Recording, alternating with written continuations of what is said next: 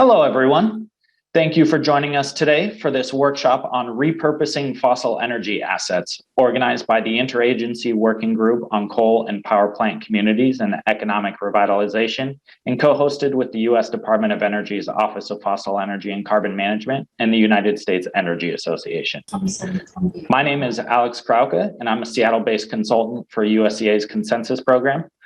For those of you who are not familiar with the Consensus Program, it's a cooperative agreement with DOE's Office of Fossil Energy and Carbon Management that seeks to educate the public, policymakers, industry, and other stakeholders and build a consensus on the benefits of and requirements for CCUS, as well as other carbon management technologies and issues affecting traditional fossil fuel communities. We do this through a series of briefings and workshops, such as the one we're having today. And we put out various reports throughout the year, as well as a monthly news clips to help keep our stakeholders informed. If you're not already on our mailing list but would like to subscribe, please email my colleague Michelle Littlefield at mlittlefield@usea.org. Here's our obligatory disclaimer. And now a short note on the logistics today. And I see that some of my comments are upside down, so I do apologize for that. But this workshop is being recorded and transcribed, and the recordings of the presentation portion of the workshop will be posted publicly on the IWG website and USEA event page. The recordings and transcription of the breakout session portion, however, will only be used for internal workshop reporting purposes and will not be made public. As such, we hope you are candid with your comments and feedback during the breakout sessions. And as a reminder, during the presentations, all attendees will be muted. But if you have questions or comments, please make sure to enter them into the Q&A box. Once we move to the breakout sessions, we will encourage the use of mics and cameras at that point. As you can see in the agenda, we have a packed program today, which will begin with welcome remarks and overviews, followed by a panel discussion of case studies and lessons learned from industry members. This will be followed by the debut of a fantastic fossil asset database, after which we'll take a short break. Following the break, we'll have a panel discussion of available federal support, after which we'll move into our breakout sessions, which we will host through Zoom meetings. We'll then close out the day with summaries of the breakouts and closing remarks. With that, my spiel is over, and it is my pleasure to introduce Sheila Hollis, Acting Executive Director of the United States Energy Association, to give a quick introduction to USEA and why repurposing fossil energy assets is so important to the association. Sheila, the floor is yours. Thank you so much, Alex, and it's a pleasure to be here. And thank you, Bima, for allowing me to participate with you today. A moment about USEA, United States Energy Association. We've been around for about 100 years now. We really have two primary activities. The first is the convening of people who care, people who know, and people who want to see the future and evolution of energy and play a part in it. In our other life, we work all over the planet, and we're happy to say we work to Africa, East Asia, all over Asia, Eastern Europe, and basically throughout the world for the past 30 years since the fall of the wall. And that is what most of our people do. But on the other hand, we do a lot of convening. And on our board are most of the major trade associations in energy, but also academic institutions, the national labs, and a variety of other players. So it is our goal to help convene and to bring information to the public and to the energy arena on the most cutting edge topics of the day. It is a real honor to be with you and to play a small role in this and to say how much USEA is enthused and wants to support and aid this transition, the cleanup of the fossil fuel issues that have arisen and the reutilization of those wonderful assets that went in and helped make the country great. But like everything else, it's in an evolution and a revolution to move towards lower CO2, but to also to honor and to respect those who have worked in it, the places that the facilities have been built, and to move forward into a new arena where we can utilize those in a meaningful way, not just domestically, but be a model for the world. So again, it is an honor to be with you, and I am delighted to be here. And Bima, why don't you take it from here and introduce the wonderful, extraordinary scientists and thinkers that are participating today. Thank you, Sheila. It's really great to be working with USEA. We've had several workshops that we've run with you. So we really appreciate all the things that you do for us. Today, I just like to welcome all of you for this important workshop. My name is Bhima Sastry, and I'm the Division Director of Integrated Carbon Management in the Fossil Energy and Carbon Management Office at the U.S. Department of Energy. So the fact that we have over 650 people from across the world register for this workshop, it shows a tremendous interest in this topic. And we all know that we are at a crossroads in our lives when it comes to energy, and both the generation and the use of it. And the impact that the generation of energy from fossil fuels can have on climate is being acknowledged. So I'm really happy that the Interagency Working Group set up by the White House and the Department of Energy are providing a platform today to have this discussion on this important topic of repurposing fossil assets.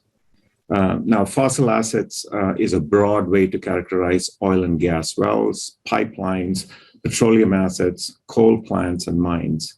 And many of these assets are in small communities spread across the US. And in my career as a chemical engineer, I have lived and worked in small towns all across America. And the one thing I can tell you with conviction is that these communities constitute the heartbeat of America. In today's workshop, we hope to touch upon how these communities can plan their future, as well as embrace the carbon-constrained world. And now the Biden administration has set clear goals for decarbonizing both the electric sector and the economy as a whole. And we hope that this is the start of many discussions around this topic on what I'd like to call democratic decarbonization. We hope to provide, through such webinars, a way to take care of the workforce in these communities, provide retraining and other alternatives, discuss new technologies that can potentially be replaced, and then also discuss ways to tackle regulatory and financial issues. So I'd like to say that, whether we seek it or not, one thing we all know is that the decarbonized future is going to arrive. But we have a clear choice to make that future ours. And to get us all started today to talk about that future is Dr. Brian Anderson. Brian is the Executive Director of the Interagency Working Group on Coal and Power Plant Communities and Economic Revitalization.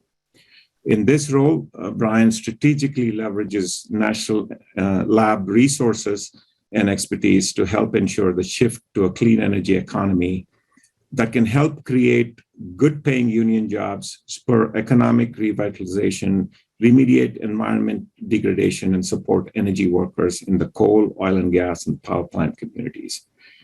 Brian has led this development, and he's the author of an initial report that the IWG put out some time ago. It's available on the IWG website.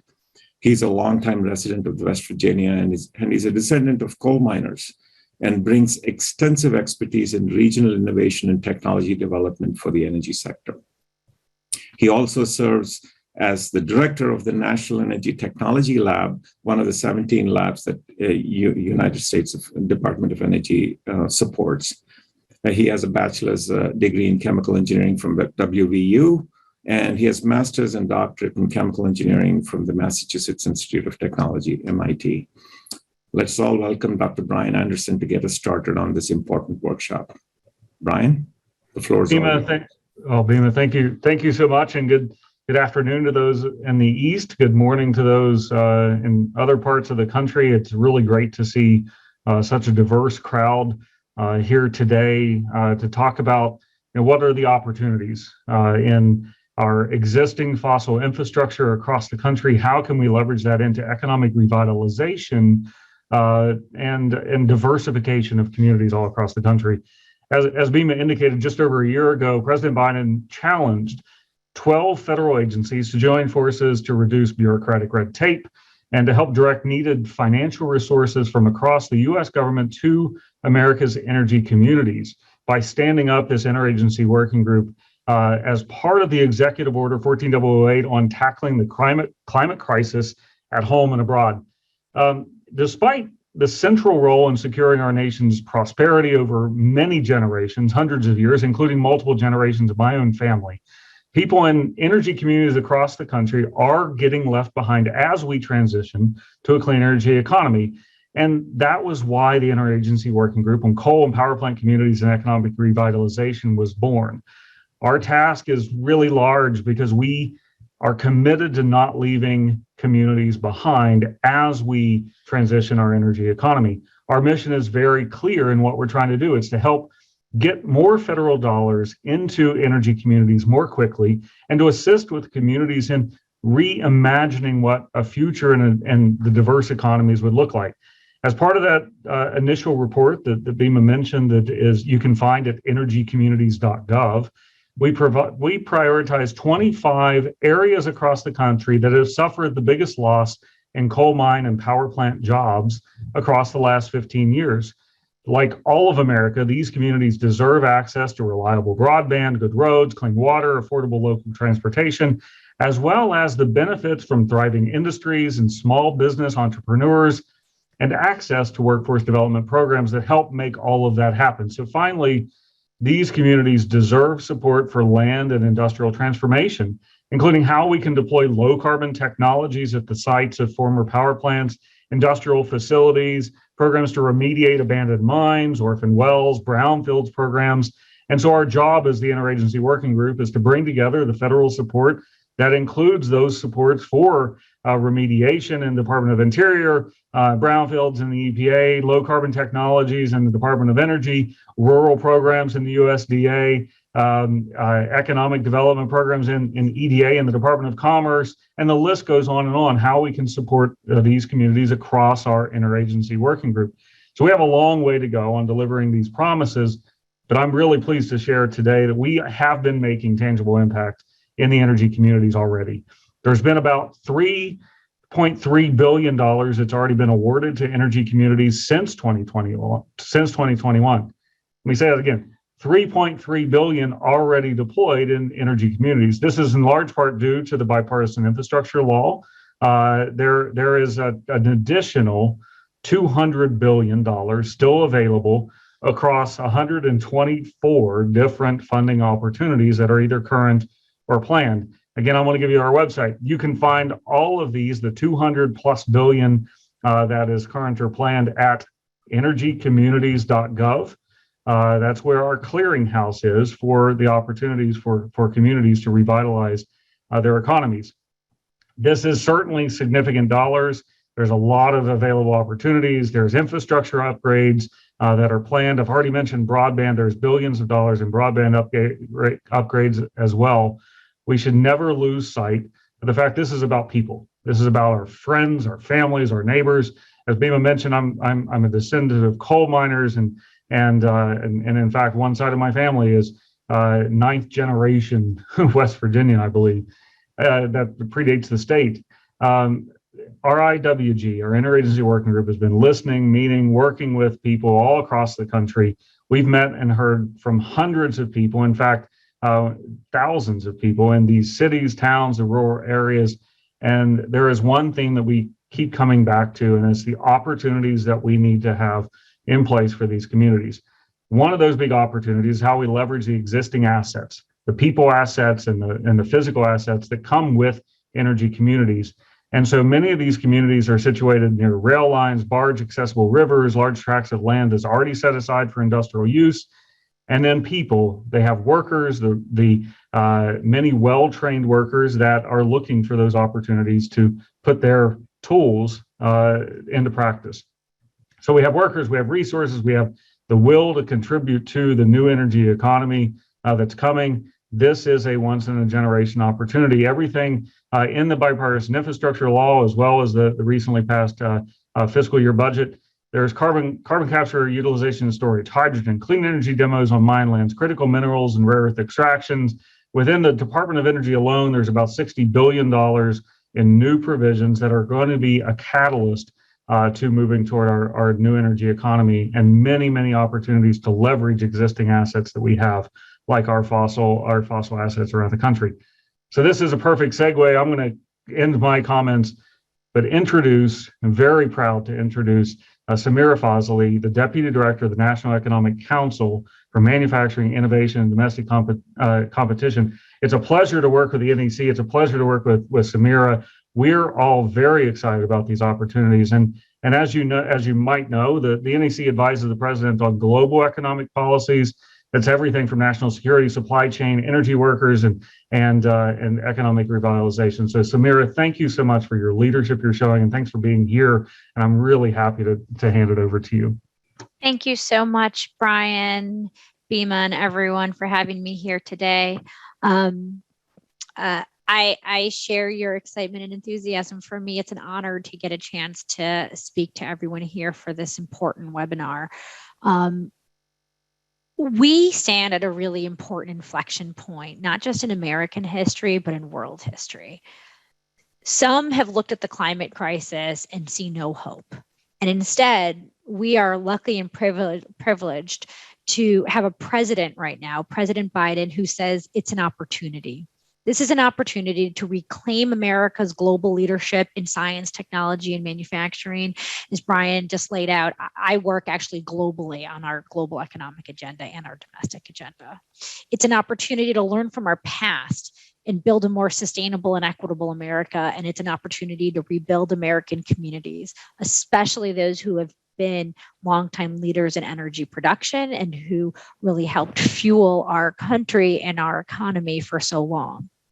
That is why today's webinar is exciting to me. It's a chance to explore the variety of ways that energy communities can lead in the new energy economy. And it will build off of the existing expertise and long-time leadership that these communities have had in energy production. Today, you're going to have a chance to hear about how you can take advantage of the bipartisan infrastructure law, which offers over 45 billion, that's billion with a B, 45 billion in federal funds that energy communities can access today, and over 200 billion when we look at both open and planned funding opportunities.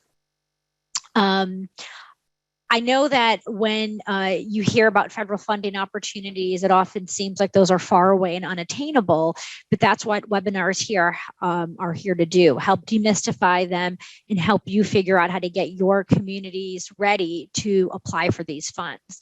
The good thing about this law is it's not a law that is meant to have all the dollars go out the door in the next year. There are going to be years and years of funding opportunities available under this law. So I want you to listen and learn in this webinar today about what ways your communities can leverage this law and see this as an opportunity to get yourselves, if not in line this year, next year for some of these funds. So what are these funds going to do? They're going to help you support everything from basic infrastructure, whether it's grid expansion and resilience, could be demonstration and deployment of new energy technologies, could also be the environmental remediation and reclamation that is necessary in your communities.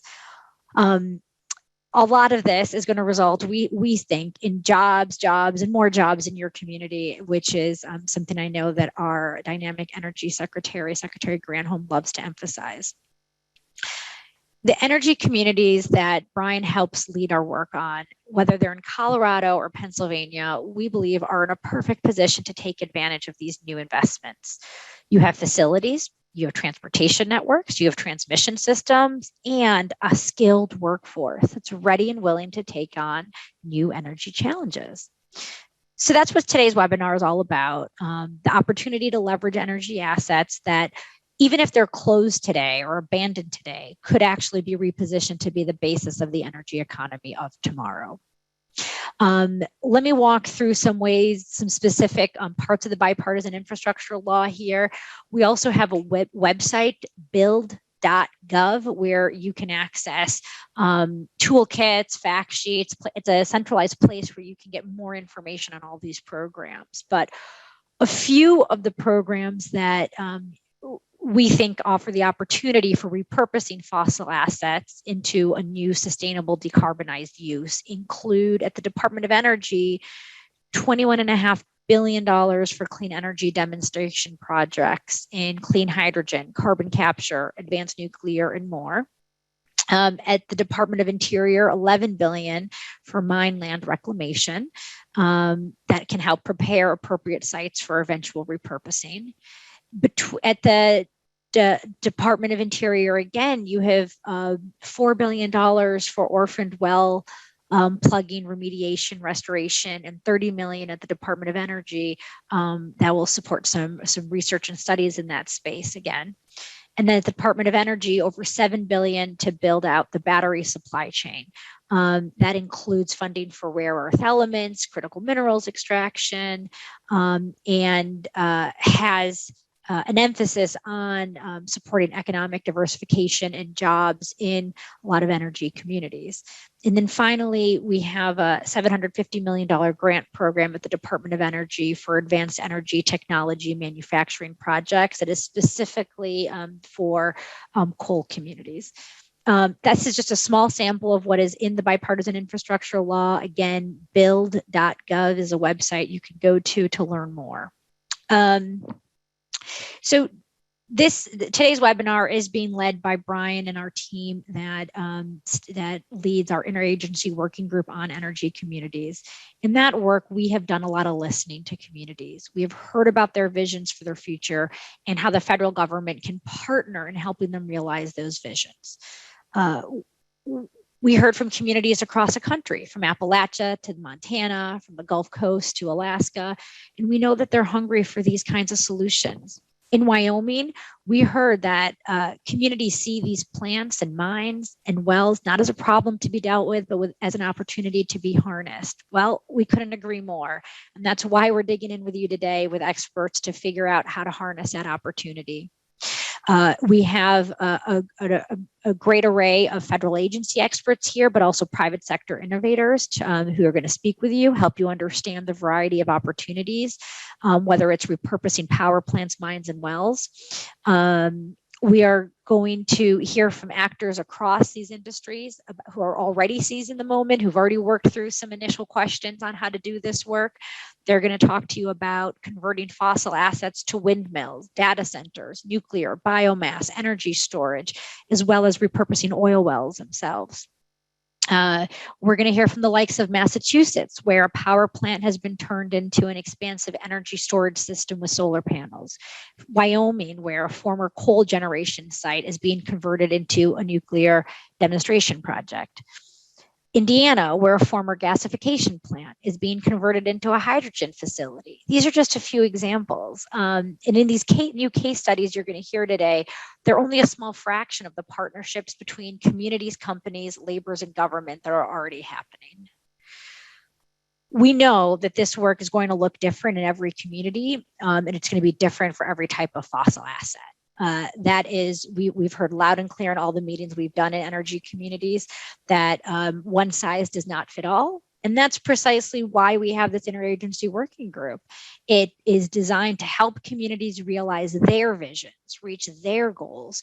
It's trying to help make the federal government more accessible. And importantly, it's designed to bring stakeholders together in your communities so that business and labor and community-based organizations talk to each other, communicate with each other, and create shared visions in your community.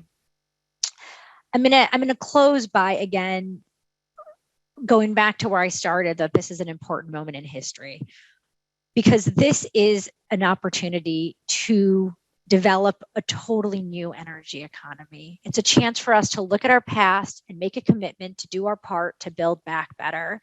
That means creating more inclusive planning processes at the federal level, but also at the state and local level. So we build a new decarbonized economy that provides opportunity for all, including those who have been historically left behind in past development or who face disproportionate burdens from past development. I'm confident that by thinking creatively about the opportunity before us and working collaboratively, we can make the right economic investments that are going to power our country for generations to come. And I'll just end on my last note of excitement for this group and for today's webinar is that I think that the history books are going to write about this conversation that you're all having today and the conversations you're having in your communities, because you are literally going to make history and show the world the new world that is possible. So no pressure or anything, but take good notes, enjoy today's conversation, and stay in touch and stay closely lashed with Brian and his team, Briggs, everyone, so that we can keep hearing what you're working on and how we can help support and accelerate the progress that you're making, because we want to be standing there next to you as you try and test bold new things to help show the world that this is possible. So thank you.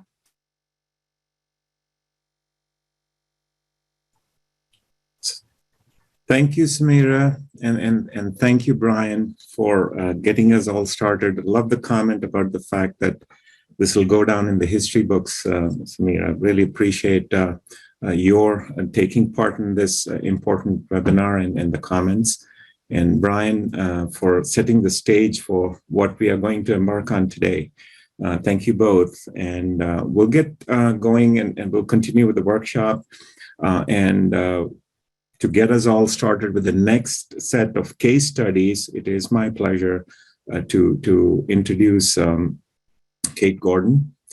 Kate is a senior advisor to the Energy Secretary Jennifer Granholm at the U.S. Department of Energy. And she's a colleague and she has spent the past 2 decades working at the intersection of climate change, energy policy, and economic development. Most recently, Kate really served under the California Governor, Gavin Newsom, as the Director of Governor's Office of Planning and Research. And she's a senior policy advisor to the governor on climate. And she's trained as a community organizer. And then she's also later took part in law and regional economic development. And her focus has long been on bringing diverse groups together to work toward a more sustainable and inclusive economy. And prior to being appointed at the Office of Planning and Research as the Office of Planning and Research Director, Kate was a founding director of Risky Business Project, which focused on quantifying the economic impacts of climate change on key U.S. regions and sectors. And she's had various senior leadership positions in nonpartisan think tanks like the Henry Paulson Institute, Center for the Next Generation, Center for American Progress, Center for Global Energy Policy at the Columbia University, to name a few. She's a lifelong worker on energy and climate issues, working at the National Apollo Alliance, which drafted the key parts of the American Recovery and Reinvestment Act of 2009, including the Advanced Manufacturing Tax Credit. Kate has a JD and a master's in city and regional planning from UCal Berkeley, and she has an undergraduate degree from Wesleyan University. So welcome, Kate, and thank you for being a part of this important workshop. Thank you so much, Bima. That was a very extensive introduction, which I well deserved. Don't deserve, but thank you so much for that. It is such a pleasure to be here, and want to just thank Bima, who has really been leading on our work of organizing fossil asset repurposing here at the Department of Energy. And you will keep hearing these words, but the Department of Energy is really at a historic moment. Right now, we are in the middle, and largely because of the bipartisan infrastructure bill, in the middle of a major expansion from our basic science and research history, and expanding that into really focus on demonstration and deployment, which means a focus beyond technologies to places and people. And that's really what we're talking about here today. Secretary Granholm brought me in as a senior advisor to focus on those place-based initiatives. I've been incredibly honored to work with this interagency work group, also on the Rural Prosperity Interagency Group, and within DOE on tribal issues, on Justice 40, on work at the labs, and across all of our implementation of the infrastructure bill. And across all of these, what we hear, what we learn, what I know from an economic development background is what Samira said, that every place is different when it comes to these challenges and when it comes to solutions.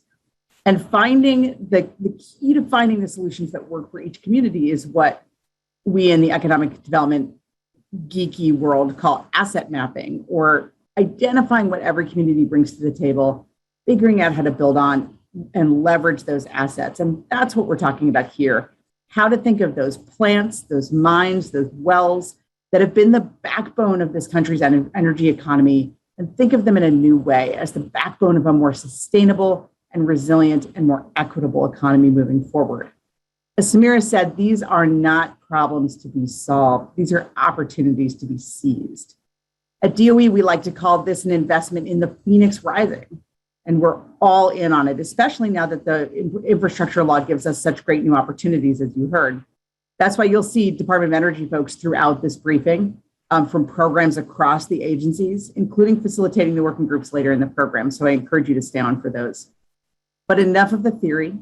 On this panel, we'll hear from those who are actually doing the work on the ground to transform these assets, to bring those phoenixes out of the ashes, and a wide range of innovations and job creating investments. So let's get started with those. And I'm going to give each of these amazing folks, you'll see a list here. I'm going to give each of them about 12 minutes.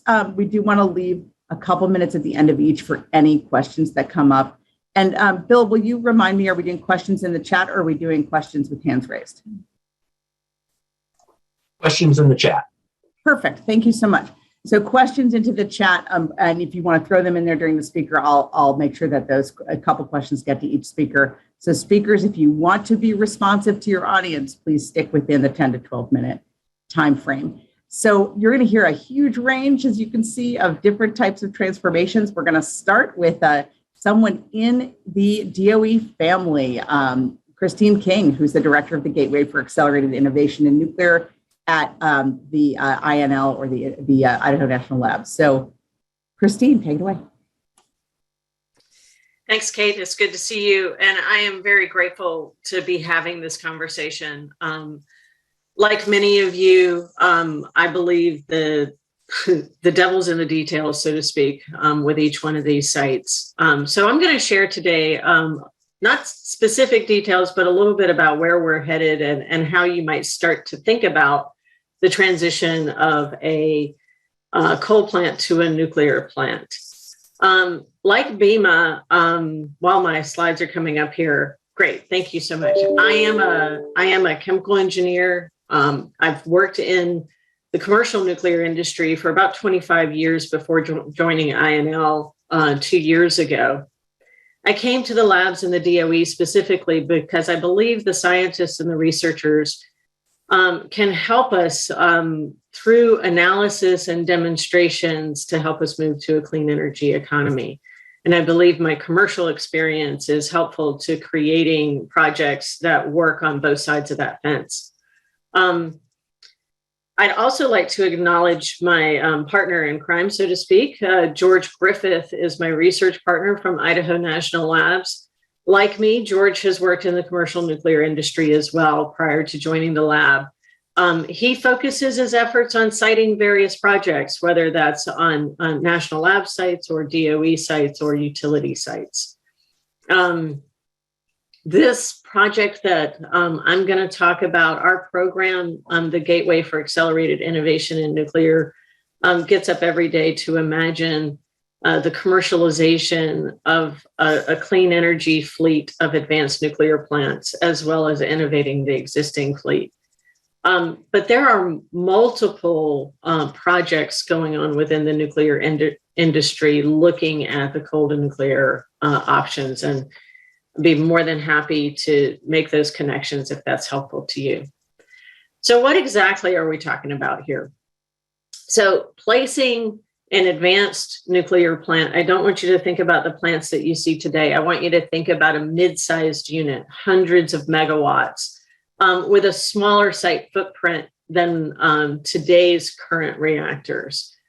Converting a coal site to nuclear offers a unique opportunity for us to preserve the firm power and the transmission connection, both important to grid stability as our power systems transform over the next few decades. It allows us to also minimize the amount of new infrastructure that needs to be sited and built. I think you'll hear that from other speakers as well as an important aspect of this transformation. Along with being able to preserve the site for making power, the number of jobs between a coal plant and a nuclear plant are similar, which obviously is of benefit to the community. The steam, if you think about the steam side of a coal plant and the steam side of a nuclear plant, they're not radically different. So some of those jobs could be moved over almost seamlessly, I believe.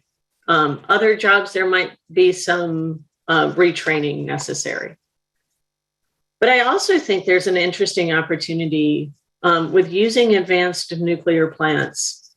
You could support industrial applications with high temperature process heat, allowing the plant to do dual duty in your community, providing electricity and heat. This duality also allows you to maximize the other resources you have available for electricity generation and still make good use of the energy available from the nuclear plant. So let's get into some of the details here. Next slide, please.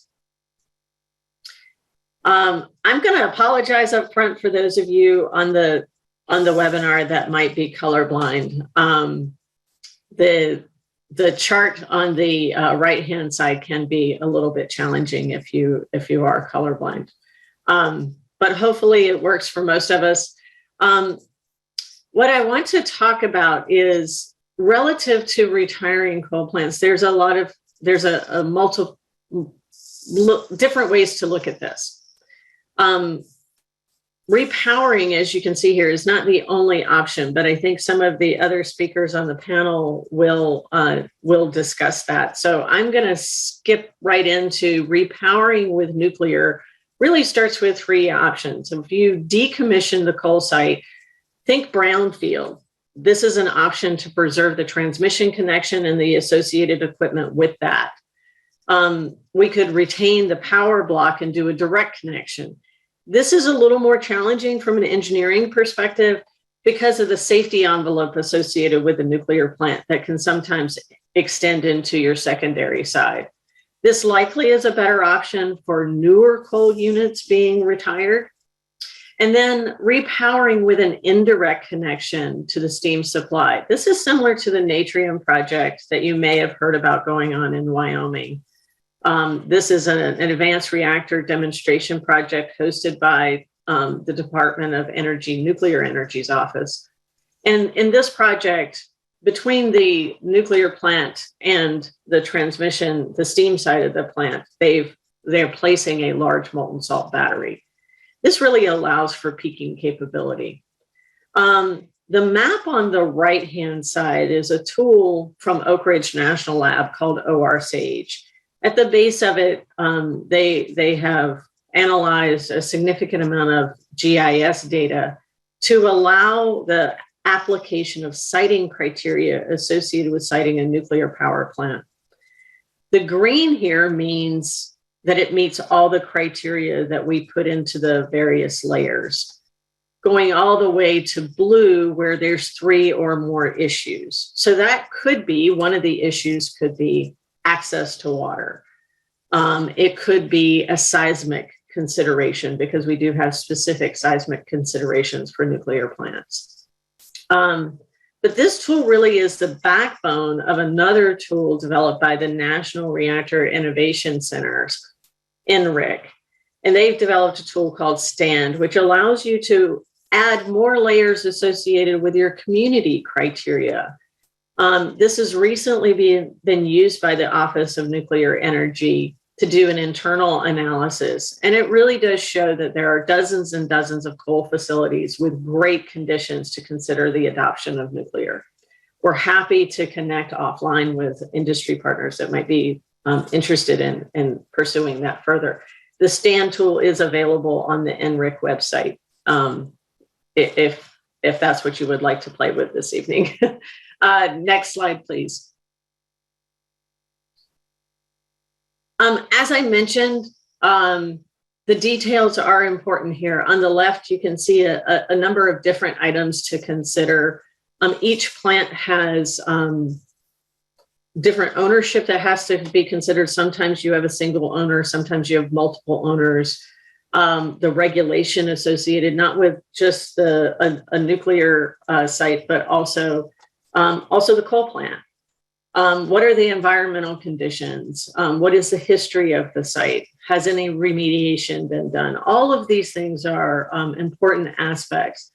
On the right, though, this is pulled from a recent report from Scott Madden called Gone with Steam. It gives you a comparison of various jobs, wages, how that fits into a firm energy profile. And you can see here that nuclear and coal are closely paired. Next slide, please. In the INL report that was published in December, we did a quick analysis to look at repurposing the Colstrip power plant in Montana with a small modular reactor. The power plant today is 2 units, nearly 800 megawatts electric each. It is co-located with a mine. And then, we just looked at, what might go into the consideration of repurposing. And in particular here, tried to look at the value of reusing some of the equipment that's available there, the power block and the turbine you can see there in particular. Where GAIN is headed going forward is we will be selecting some coal sites to look at coal to nuclear studies. These studies will be inclusive of the utility ownership as well as the community. We're not going to start from the reactor and move out. We're going to start from the needs of the utility and the community and evaluate the pros and cons of these different technologies. Most importantly, I think it gives us the opportunity to look at the decisions and prioritize the decisions. I believe it's important to get to yes or no as quickly as possible when you're considering large projects like this. And my last slide is just advertisement for GAIN. So Kate, I think I did okay. You did great. I don't know if you saw me come on camera, but that for speakers is my sign that you need to wrap up. That's perfect. And I'll just say that thank you so much for folks putting messages in the chat. I'm going to say a couple things because we'll be addressing some of these questions later in the program. Really important points being made about, what about coal mines and about those workers? We will have some specific case studies around coal mines. I just want to emphasize something we keep saying on this webinar, which is different strategies work for different types of assets. The same strategy does not work for a plant versus a mine versus an oil well necessarily. So we're absolutely going to dig in on mines as well. And in terms of mine workers, something to stay on for is the federal panel where Brent Parton from the Department of Labor will be talking about the Displaced Worker Program, which is a very proactive program around training and around support for displaced workers. So I did want to put those to the side and ask you a question, Christine, that came up in the chat, which I think many people have this question and don't feel like they can't ask it, but I think it's really good to remind us, what is the difference between advanced nuclear and SMR, or are they the same thing? And the second part of that is the safety footprint of advanced nuclear plants smaller than that of light water reactors? Okay, so both good questions. Unfortunately, we've been a victim of our own success. So SMR is a small modular reactor. It's typically identified with NuScale as a company that provides this kind of product. And that is an advanced light water reactor. The difference between today's units and what an SMR would be is it's deployed in like a 6-pack or a 12-pack, and you would build one unit at a time where each reactor is about 75 to 100 megawatts. Okay, that's the NuScale design. There are other small modular reactors that are not light water at the base of the technology as well, where they're mid-sized, right? And they might be a fast reactor or a high temperature gas reactor. All of these, those are the ones that are also capable of providing that additional high temperature process and high quality process heat. The footprint from a safety perspective, because of the passive or inherent safety systems in these new designs, the emergency planning zone typically is at the site boundary, and that has already been reviewed and approved by the NRC on some of these particular designs. So it does allow us to site closer to kind of in the same places that coal is today. when you think advanced nuclear reactor, I would suggest that we're thinking of kind of just not the technology that we built in the 70s and the 80s. That's the fairest way to think about it. Thank you so much, Christine. And couple things. I'm going to ask, first of all, folks to send their questions to the Q&A instead of the chat so that I'm monitoring only one place. That would be really helpful if that's possible. Second, Christine, if you could go into the Q&A and just, there's a question there that also came up on the chat from someone else about just the timing issues of plant closures and then building up advanced nuclear, which we know has a long time horizon, and sort of how do we think about those timing, that kind of disconnect with the timing. So if you could look at the Q&A and respond in writing, that would be great. Really good questions in the chat about how to deal with coal ash and other issues at those coal plants. That please stay on because EPA is coming on later in the federal panel to talk about remediation specifically. So that will come up there. Really good questions. Keep them coming. Put them in the Q&A, please. Next up, thank you so much, Christine. We have another coal plant option, and this one going to biomass. And let's talk to Neil Panty from CMS Enterprises. Neil, you got 12 minutes. Right. I hope it won't take the whole time. It's a brief presentation that we're going to share here momentarily. And this fits squarely in what several of you have talked about, Brian and Samira and Bima, about repurposing a fossil asset. And this presentation will be a little different because it's going to be very specific to a very specific fossil asset.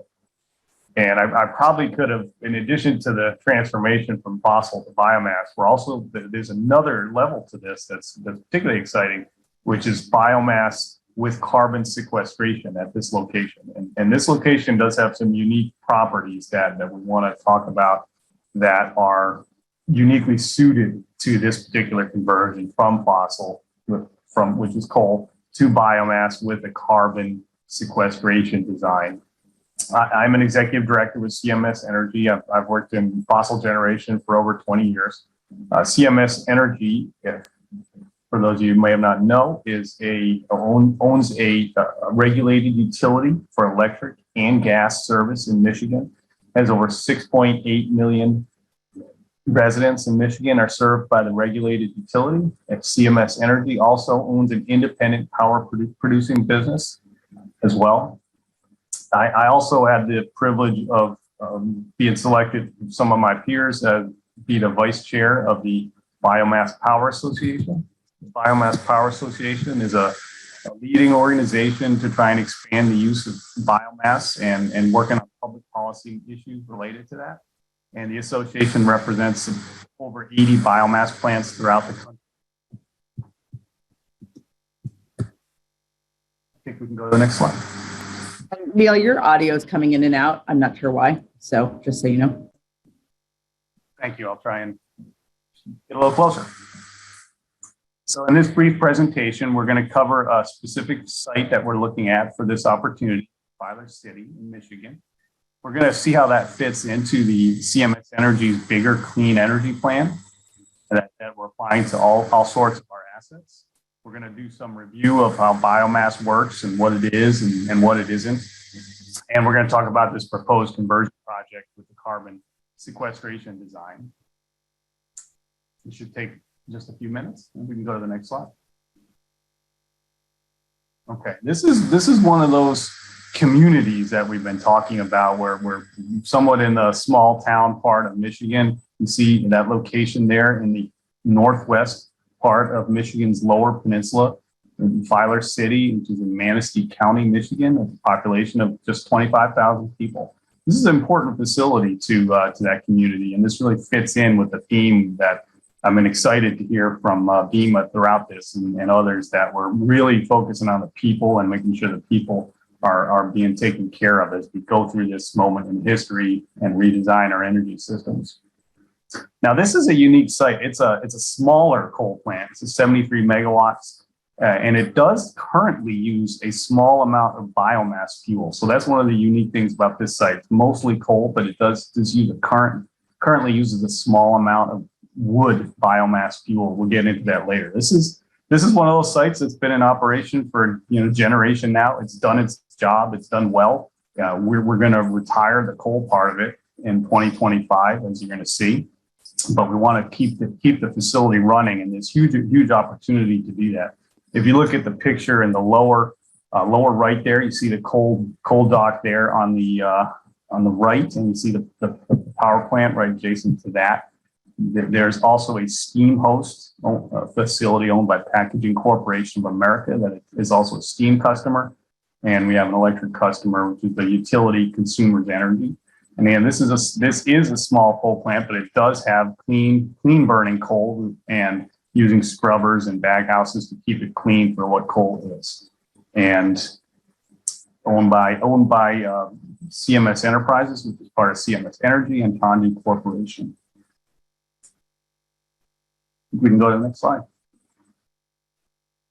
Okay, I want to talk about how CMS Energy's clean energy plan and how this fits into that. And you can, I think that graphic over on the right really kind of says a lot about our increase of renewable energy. We're going to shut down coal plants by 2025, so that's in progress now. And then by 2040, more than 60% of our generation will come from renewable sources. And when I say 2040, that's not somewhat of a distant thing that may not happen in some of our careers. That's actually happening now. If you look at this chart there, you see the biggest increase in percent of renewables, which is that yellow part of the bar. That's actually happening now, this decade. And that's something, as somebody said, it's a big part of our history that we get to write, and very exciting to be part of it. Look how renewables is going to go up to nearly half of our generation by as soon as 2030. So that's very much in the near future. So this is happening now. This isn't a distant thing that's out in time that we're not going to see. No, we're seeing it, and we're doing it right now. And in addition to replacing generation and putting in solar and more renewable fuels like biomass, which we'll talk about in a second, that's in conjunction with energy efficiency programs, battery storage programs, demand response programs. And you see our coal.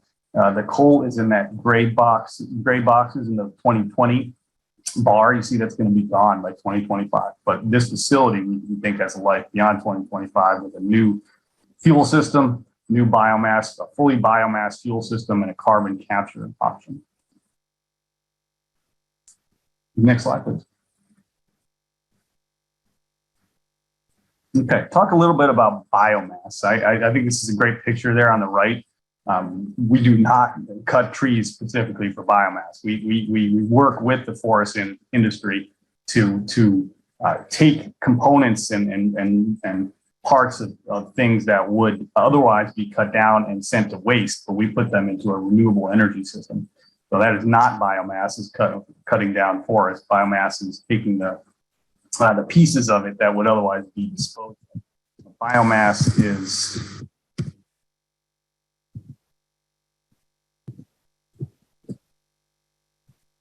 part of sustainable forest management, as you see there. These components are taken out and put together. Now, about half of the fuel that we use in Michigan comes from forest resources. And again, that's the byproducts, the secondary material that comes off of these trees that are that are cut down for other purposes. Thinning that's done as part of forest management. It's also these are also animal habitats that are used, and they're using the right forest management, and it really affects a lot of pieces of the ecosystem. We also get some of the wood fuel from manufacturing byproducts, which are sawmills and lumber mills and manufacturers of wood products like crates and pallets and furniture. These are just byproducts that would otherwise go to waste, but we can recover that waste and put that into a clean energy source. We're doing that throughout Michigan. Go to the next slide. Okay, some of the places we get some of this wood for, just a little more detail. You see, we can get it from urban sources, such as land clearing when the new communities are developed, debris from landscaping and storms, and it diverts these things from going to landfills. So again, this is a big savings of waste and turning that into useful fuel. Biomass also has a unique thing, a unique tool that we have in Michigan is to burn a fraction of some of the massive amount of tires that are put out to waste in every year in Michigan. There are about 10 million tires per year that are thrown away. And we can take about 3 million of them and create a market for that to burn some of that tire-derived fuel. And that has energy in it that we can use. So that's a little piece of the biomass that these plants can burn tire-derived fuel, which is a huge impact on savings of landfills and other space, putting something into use that otherwise would just be sitting around landfills for a long time. This is a huge program in Michigan. You see that 10 million figure, that's somewhat correlated to the population of Michigan. And other states produce a significant amount of tires as well. So this is something we've done in Michigan. It's been very helpful, very good for the people and friend for the planet. Next slide, please. And Neil, I'm going to have you wrap up in the next minute so we can leave a little time for questions. Thank you. Roger, I'll go a little quicker. Thank you. We just want to touch quickly on some of the impact that biomass has in our state. Maybe I'll highlight, since I'm going to move a little quicker, I'll highlight the social impact, which is in the order of $200 million contributed to our economies, most in rural areas throughout the state, and up to 700 indirect jobs, 150 direct jobs. It's a sustainable fuel source. It's locally sourced because it's not dependent on travel, international or from far-flung areas. This is stuff that's taken directly from the foresting industry locally and used locally. Go to the next slide. Okay, I want to talk a little bit about this is the kind of the capstone here, is use of bioenergy carbon capture, which is removes the carbon dioxide and concentrates it into a liquid suitable for sequestration.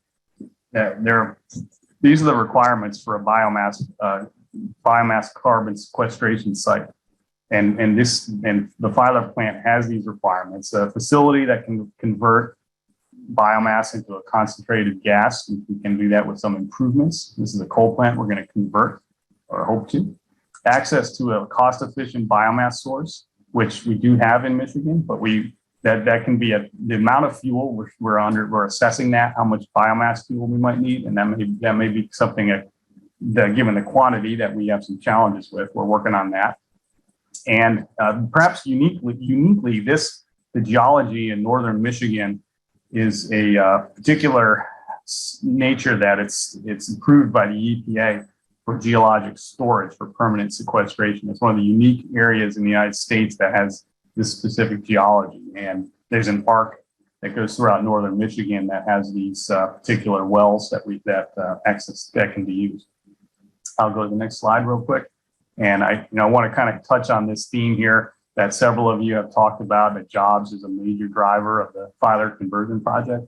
How for over 150 years, the forest products industry has been a big contributor, and we're going to continue that tradition by converting that plant that you see there into a new plant that has a new life and a new energy future, and continues to provide jobs. That one plant alone provides up to 30 jobs in the plant operations, and approximately 120 jobs related to transportation, indirect jobs, transportation, harvesting, fuel sales, and things like that.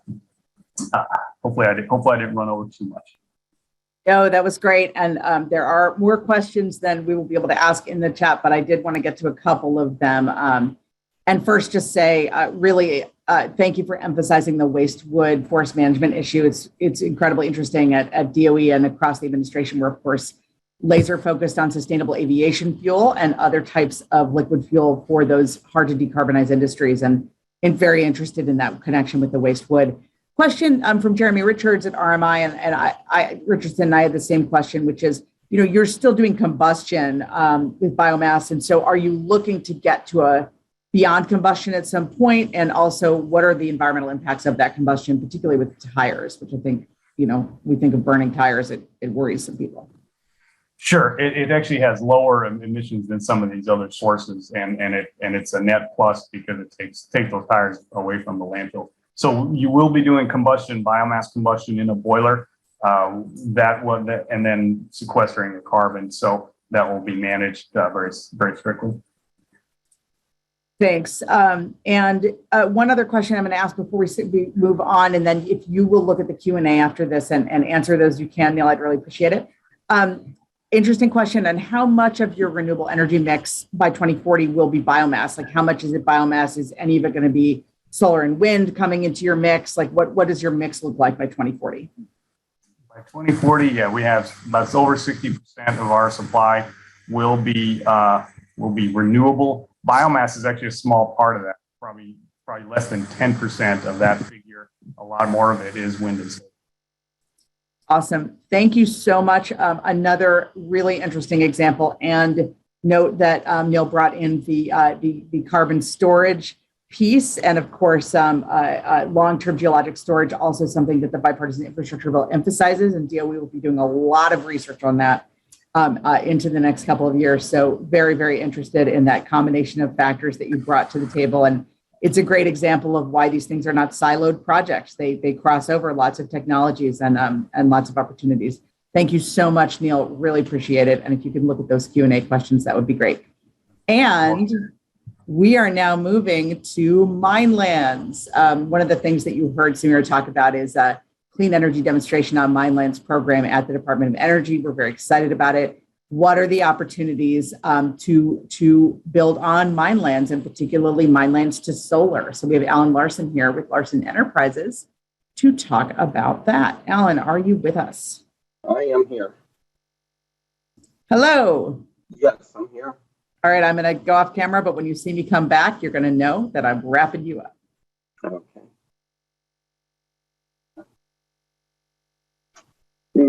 Good afternoon, and if I could have my first slide, please.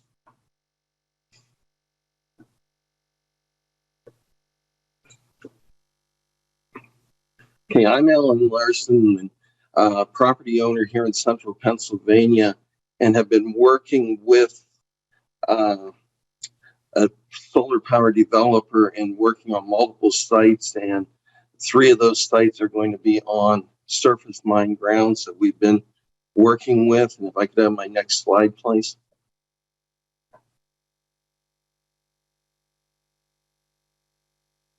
Oops, there we go. On this particular site that we're doing, approximately 90% of the area that we're developing has been formerly mined.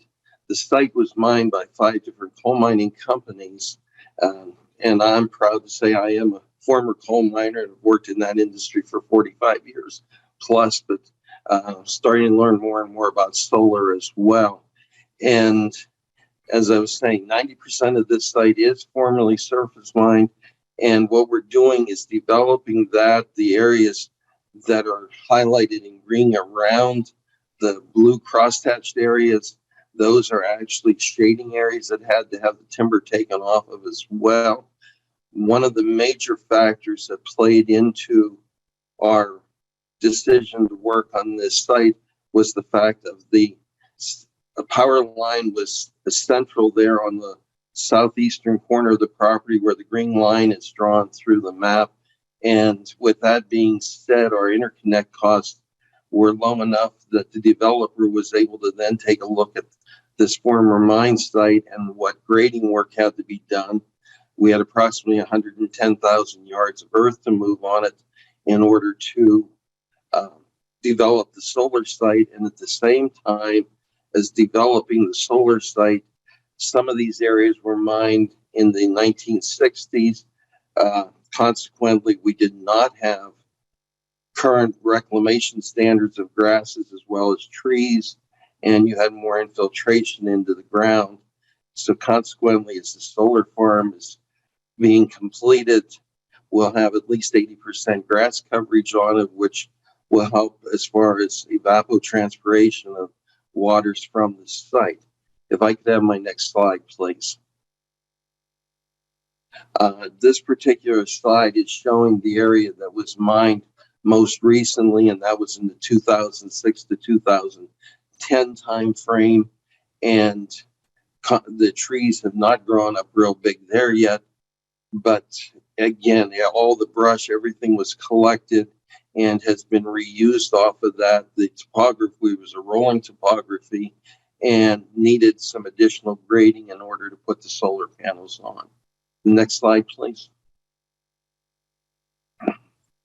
The northern portion of the site that we were working with was mined in the late 1950s, early 1960s, and as can be seen in this slide, there's considerable rock and other materials on the surface after we got done taking the trees out. And I say we loosely, the contractor that was doing the work for the developer was removing those trees, and those soils, if you will, had to be turned into topsoil type material because, as I said, this all has to wind up being in grass at the end of the project.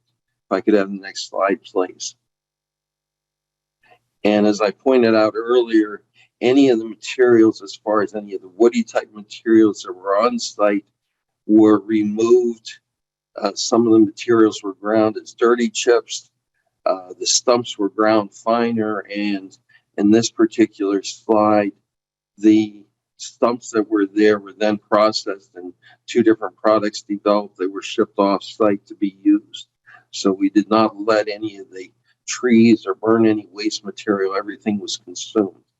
Next slide, please.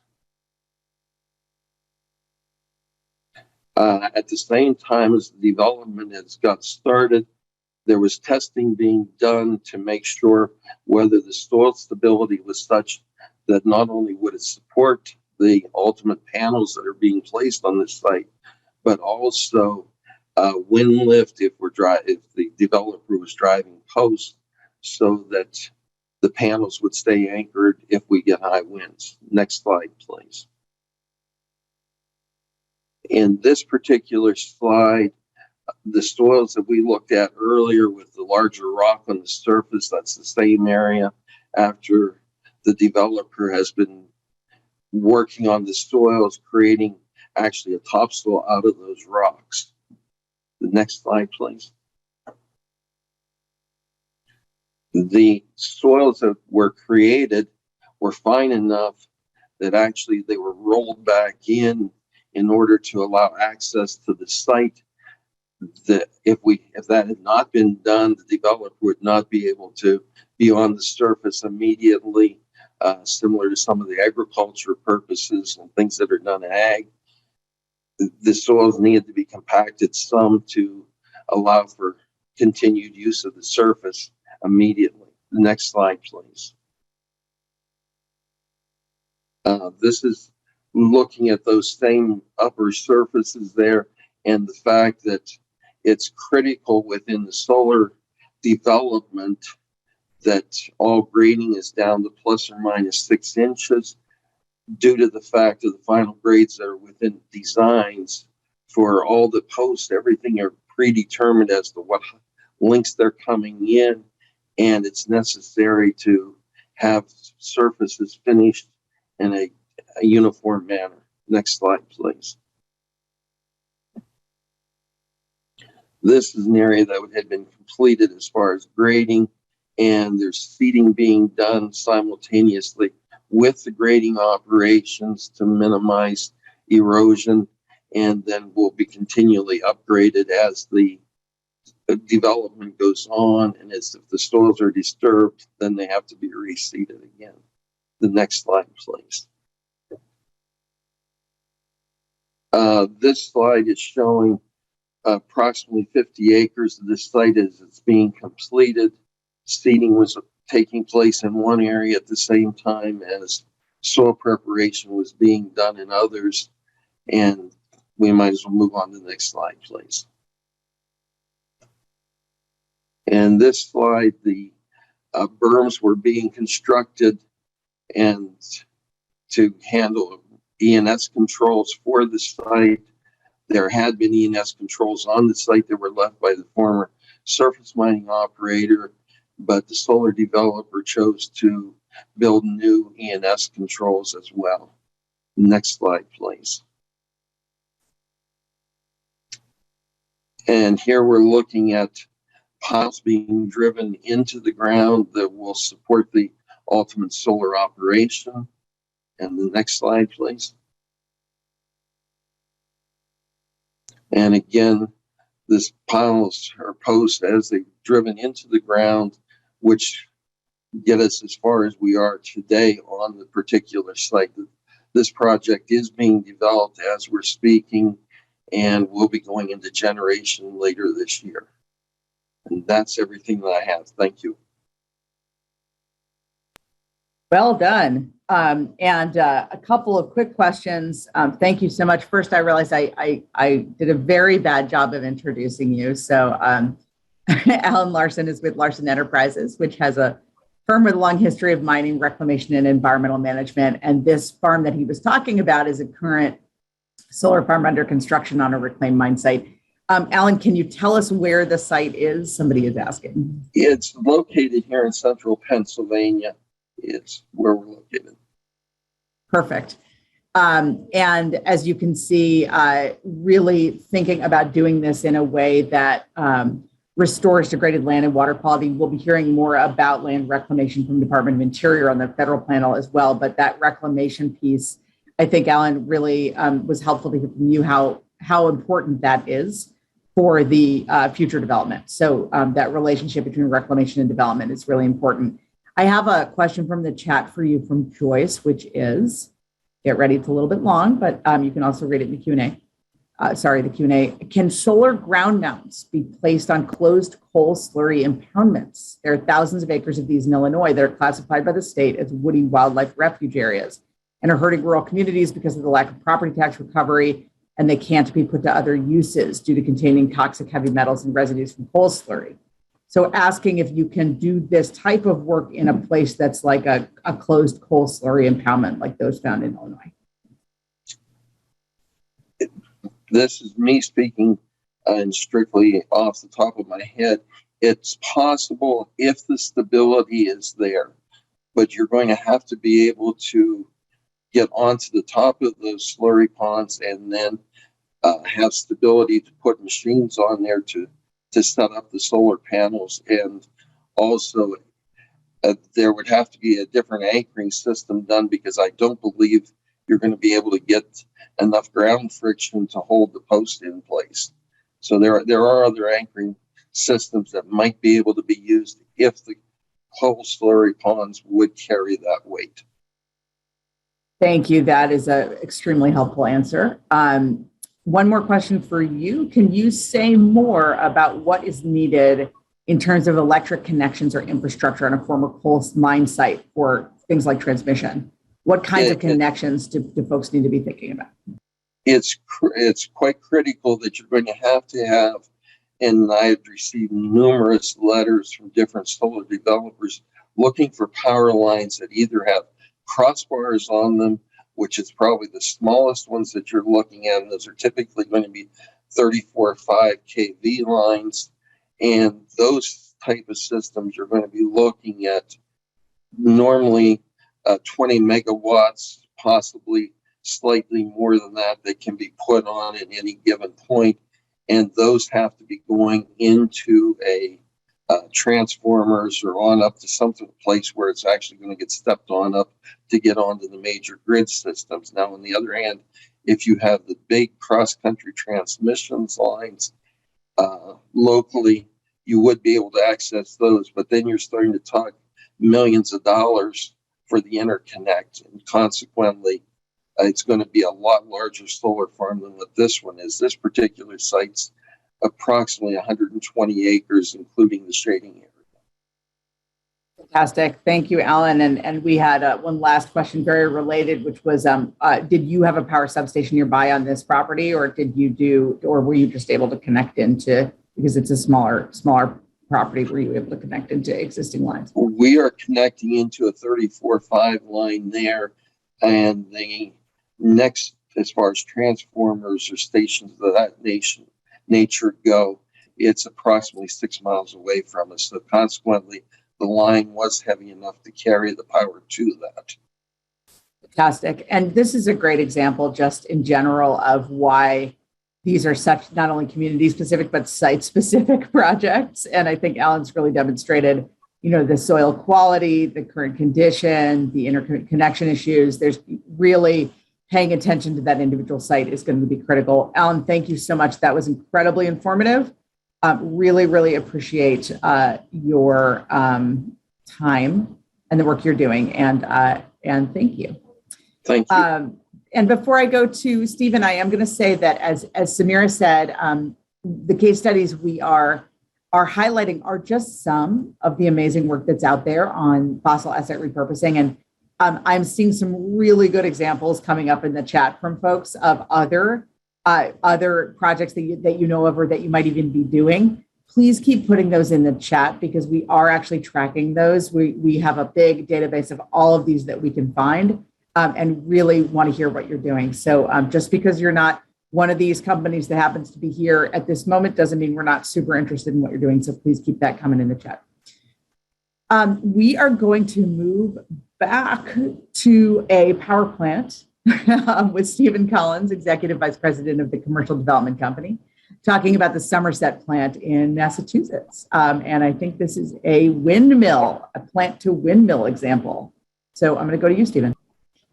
Hey, thank you very much. And thank you for the opportunity to share our background as a company, as well as our project at the Braden Point Power Center in Somerset, Massachusetts.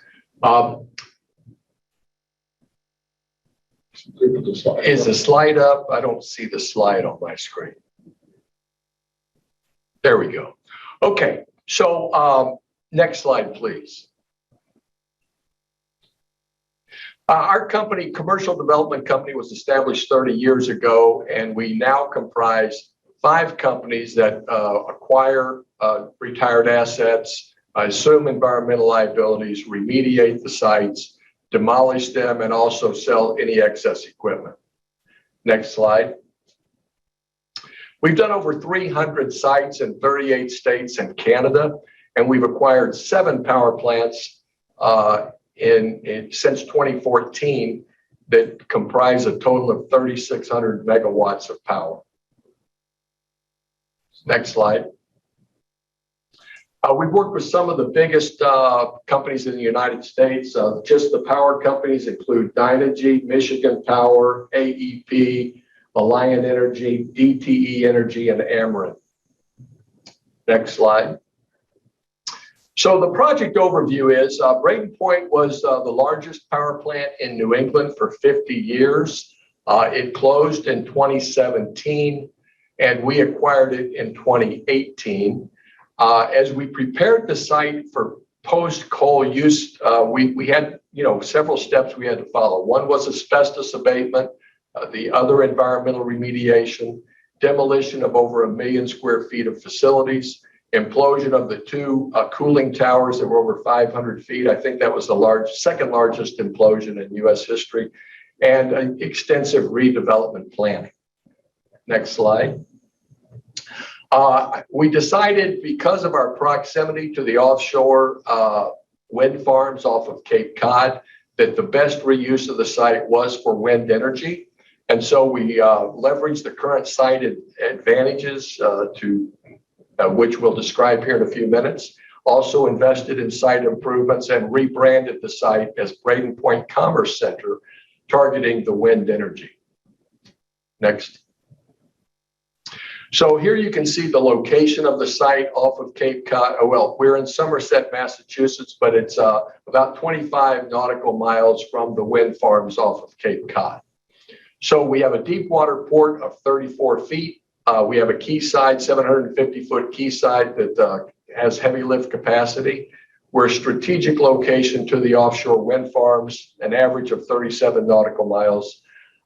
We have obviously the interconnect of 1,600 megawatts to bring the cables from the wind farms into the grid, New England grid. And of course, port logistics services. We have stevedoring services on the site and excellent transportation off of I-195. We're about 60 miles south of Boston, about 20 miles from Providence. Next slide. So the kind of users we've been targeting are obviously wind component manufacturers, wind energy maintenance, the power grid interconnect. We've done some bulk cargoes and we have a port logistics services, as I described. And we also have a building that's ideal for energy retraining, and which would be ideal for a retraining center. Next. So this is the power plant as we acquired it in 2018. You can see the port, the quayside on the lower right-hand side. And obviously the power plant is in the middle of the site, and then the cooling towers to the north. The total site is 306 acres. Next. So this is the site after we knocked down the cooling towers and about 1 million square feet of buildings. We did retain the turbine hall, which I think you'll see on the next slide. But this shows what the site looked like in 2019. Next slide.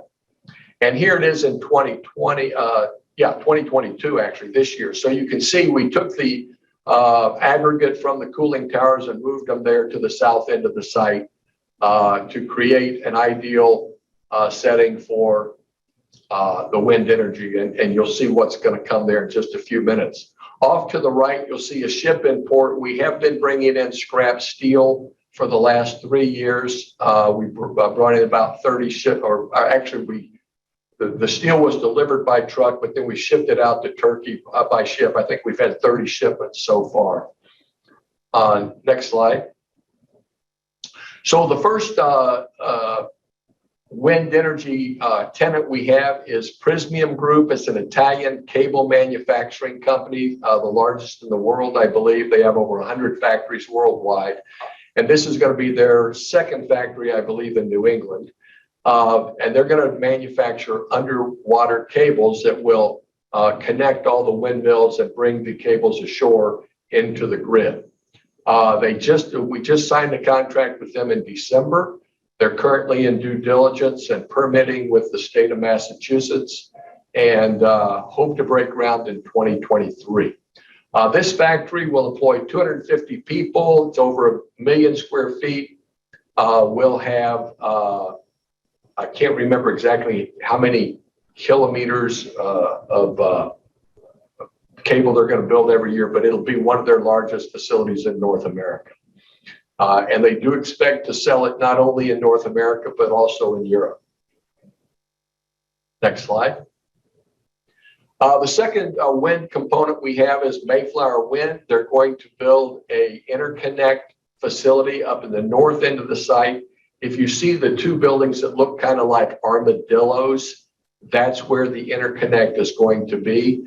They'll bring the cables from the wind, well, they'll build an offshore platform to collect all the cables from the windmills off Cape Cod, and then they'll bring a cable into Brayton Point, and they're going to do 1,200 megawatts of power that will go into the New England grid. We signed that contract in 2020, and they expect to break ground, I believe, in 2025. Obviously, they need to have enough windmills built to bring the power in order to justify the investment in the cabling. Next one. Okay, this is a poster that actually won an award at one of the brownfield projects, John, which I think it was a couple of years ago we put this together, but it sort of describes the whole history of this site and how the largest fossil fuel plant in New England is being repurposed for renewable energy, specifically offshore wind. Next. Oh, is that the last one? Okay. All right. So I'm ready for questions and answers, Kate. Fantastic. Did you want to introduce John since he's there with you? Oh, I beg your pardon. Well, I forgot. My colleague Randall Justice here behind me, I beg your pardon, was actually on the Department of Energy Board of Directors for 3 years, from 2018 to 2021. And so I did want to introduce him. He's the CEO of Environmental Liability Transfer. Fantastic. Nice to see you, Randall. Question, this is very exciting. One question that came into the Q&A is, what is the advantage of being proximate to other offshore wind farms with this project? Well, being proximate to the wind farms makes it more economical for the manufacturers to get the product from the site, our site, to where it's going to be utilized. So I think really it's just a transportation issue. But the other thing they like about New England is the workforce. Prysmian does have another factory in Massachusetts. It's been there for over 30 years. And the workforce in that area is very, very strong. And that's one of the reasons they wanted to be in New England. That makes sense. That's really a great reminder of these industry clusters. So it's not only leveraging the assets, the physical assets themselves, but also really that concentration of expertise, the concentration of skills is also something critically important. Thank you for bringing that up. These are, I should have said earlier, and I'm glad we have a number of folks focused on power plants, in large part because between closed and slated to be closed power plants in the US, there's about 300 that are in a position of potential repurposing. And so one question that came in that I think is really important, it comes up a lot in the power plant conversation, is how did you do the financing? Some of these plants have outstanding debts. Some of them, are in the middle of some kind of restructuring. How did you do the financing on this plant? How much of a challenge was that? Well, we're one of the largest brownfield acquisition firms in North America. We bought over 300 sites in 38 states and Canada over the last 30 years. We've assumed over $1.5 billion worth of environmental liabilities. And during that period of time, we've accumulated capital that we use to invest in these projects. Typically, we buy them for cash, and then once we have a redevelopment plan in place, we can finance out of that. But it's very difficult to finance these brownfield sites because banks are very reluctant to take the risk on us going, giving it back to them, and banks don't want to own environmentally contaminated properties.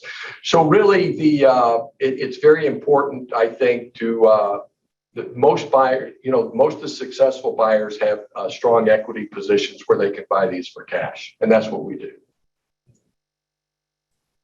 That's great. How can we ask how much did you buy it for?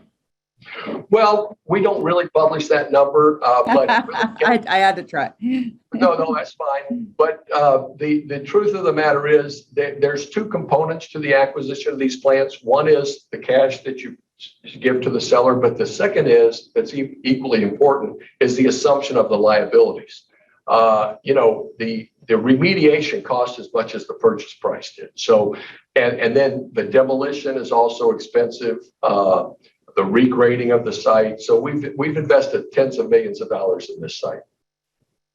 Thank you. And I see there's a question that I'm going to punt on because it's about what the U.S. is doing to encourage the supply chain for solar and wind manufacturing, which we will talk about in the federal panel because the DOE is doing a lot on that. This administration is laser focused on supply chain. So let me go to my last question for you guys, Stephen Randall, which is really about workforce. Are you seeing, coal plant workers in this facility? Are you able to see a transfer of skills? What kinds of those skills do you think are the best crossover? So how does that workforce transition look? Well, when we talked to Prysmian about their project and the skill set that they needed, they actually mentioned that they will be training most of their employees. But what they like about the employee base in New England is once they're trained, they stay with the company. There's not a lot of turnover. They have facilities in other parts of the United States, South Carolina, and I think Virginia, and they have a higher turnover there. So they like the fact that New England employees are loyal and also trainable. And there's a lot of skilled workforce in that particular area. There's ship manufacturing. There's a lot of welding and that kind of thing that goes into these products. And so the workforce in New England is very strong, and that's one of the reasons they wanted to be there.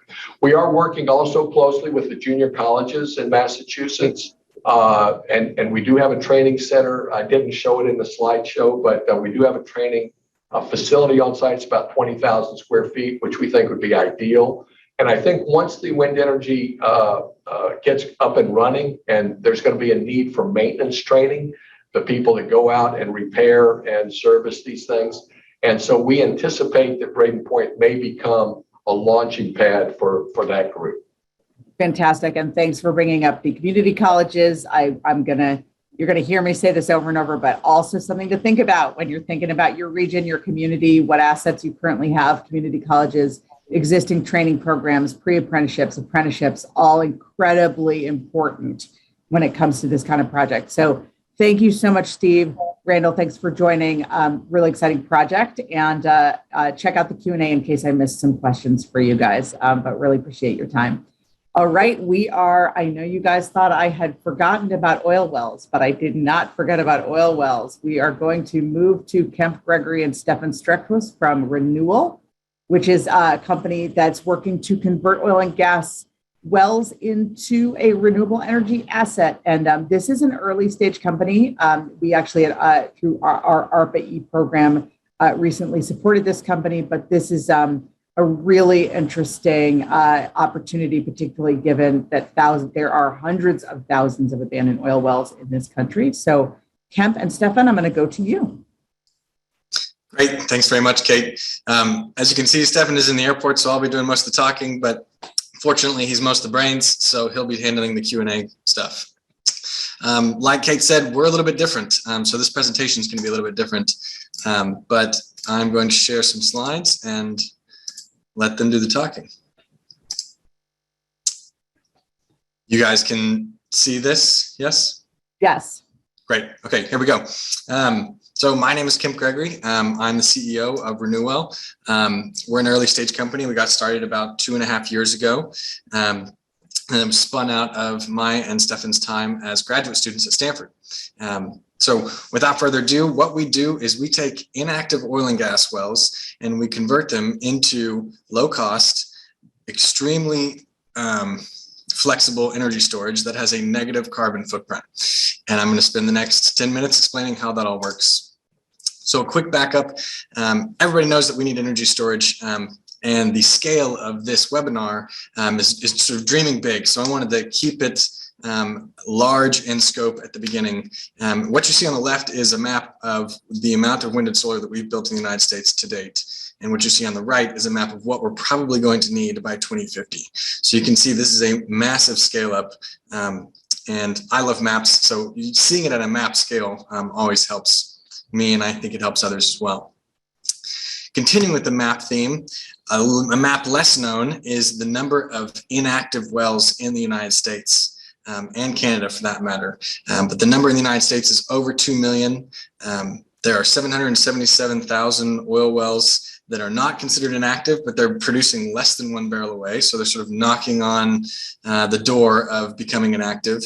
And to clean up these wells is going to cost hundreds of billions of dollars, take a very, very long time at business as usual, and leak a lot of methane in the process. We would like to fix that problem. But before we do that, I want to take a second to explain sort of the status quo, why it is this way.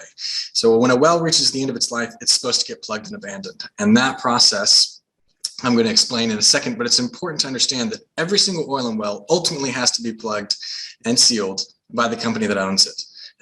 They just don't like to do it, and here's why. It takes a long time, and it's expensive.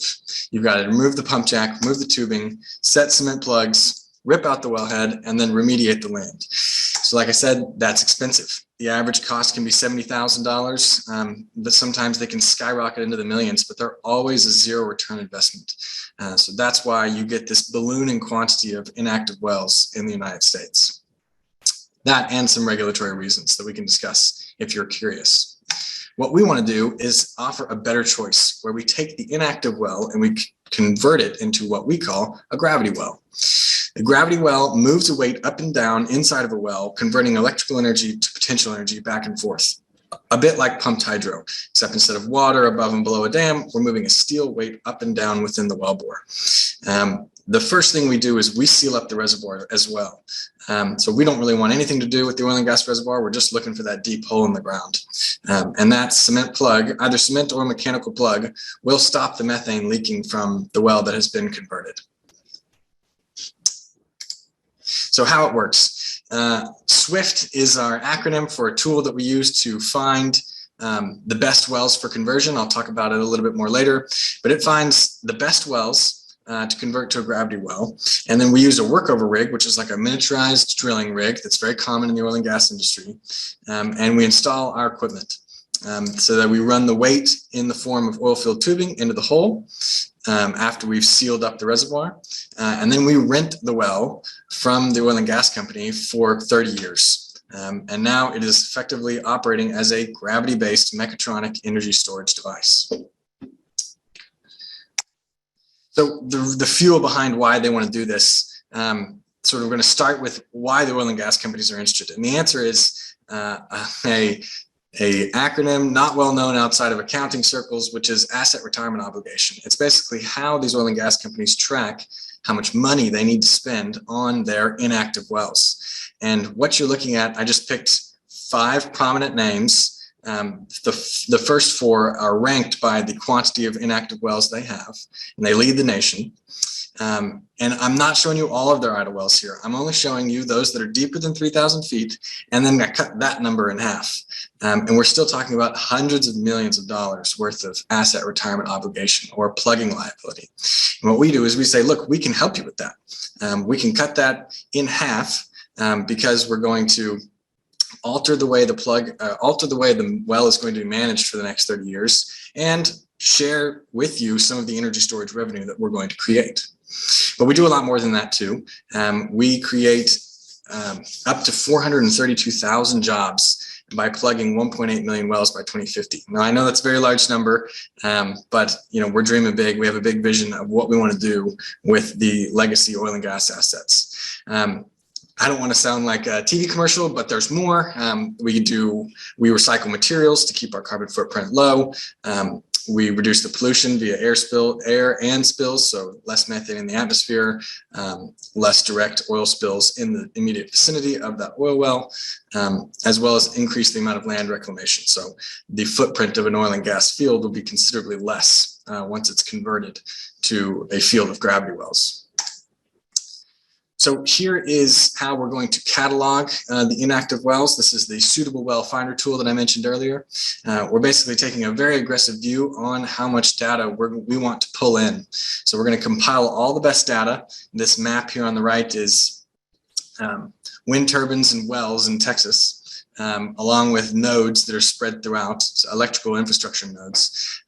Basically, the idea is we're pulling in large amounts of data to make sure that we're going to pick the very best wells. And we can offer this as a service. We can analyze your wells. If you have wells in your jurisdiction, or if you're an owner operator and you've got wells in production or wells that are about to go inactive. And what we do is we tell you which of those wells are the best. So that's our sort of immediate goal. We want to reel in as much of that data as we possibly can, but we are up to more. We have been executing pilots. So we've raised some money, we built a prototype, and the first prototype installation has been in Texas. It's actually going on right now. And in a second, I'm going to try to show you a video and give you a little tour of that site. But we have another pilot lined up in California, and that's going to help us, really improve our design. Running low on time. Okay, so I'm going to move to the video.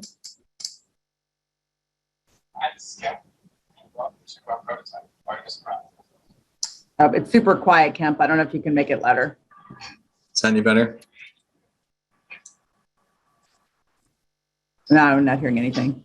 That's okay. You don't really need to hear me talk. I don't say much. It's more about the visuals, but you can't see. It's okay? Yeah, we can see it, kind of. Let's take a look outside.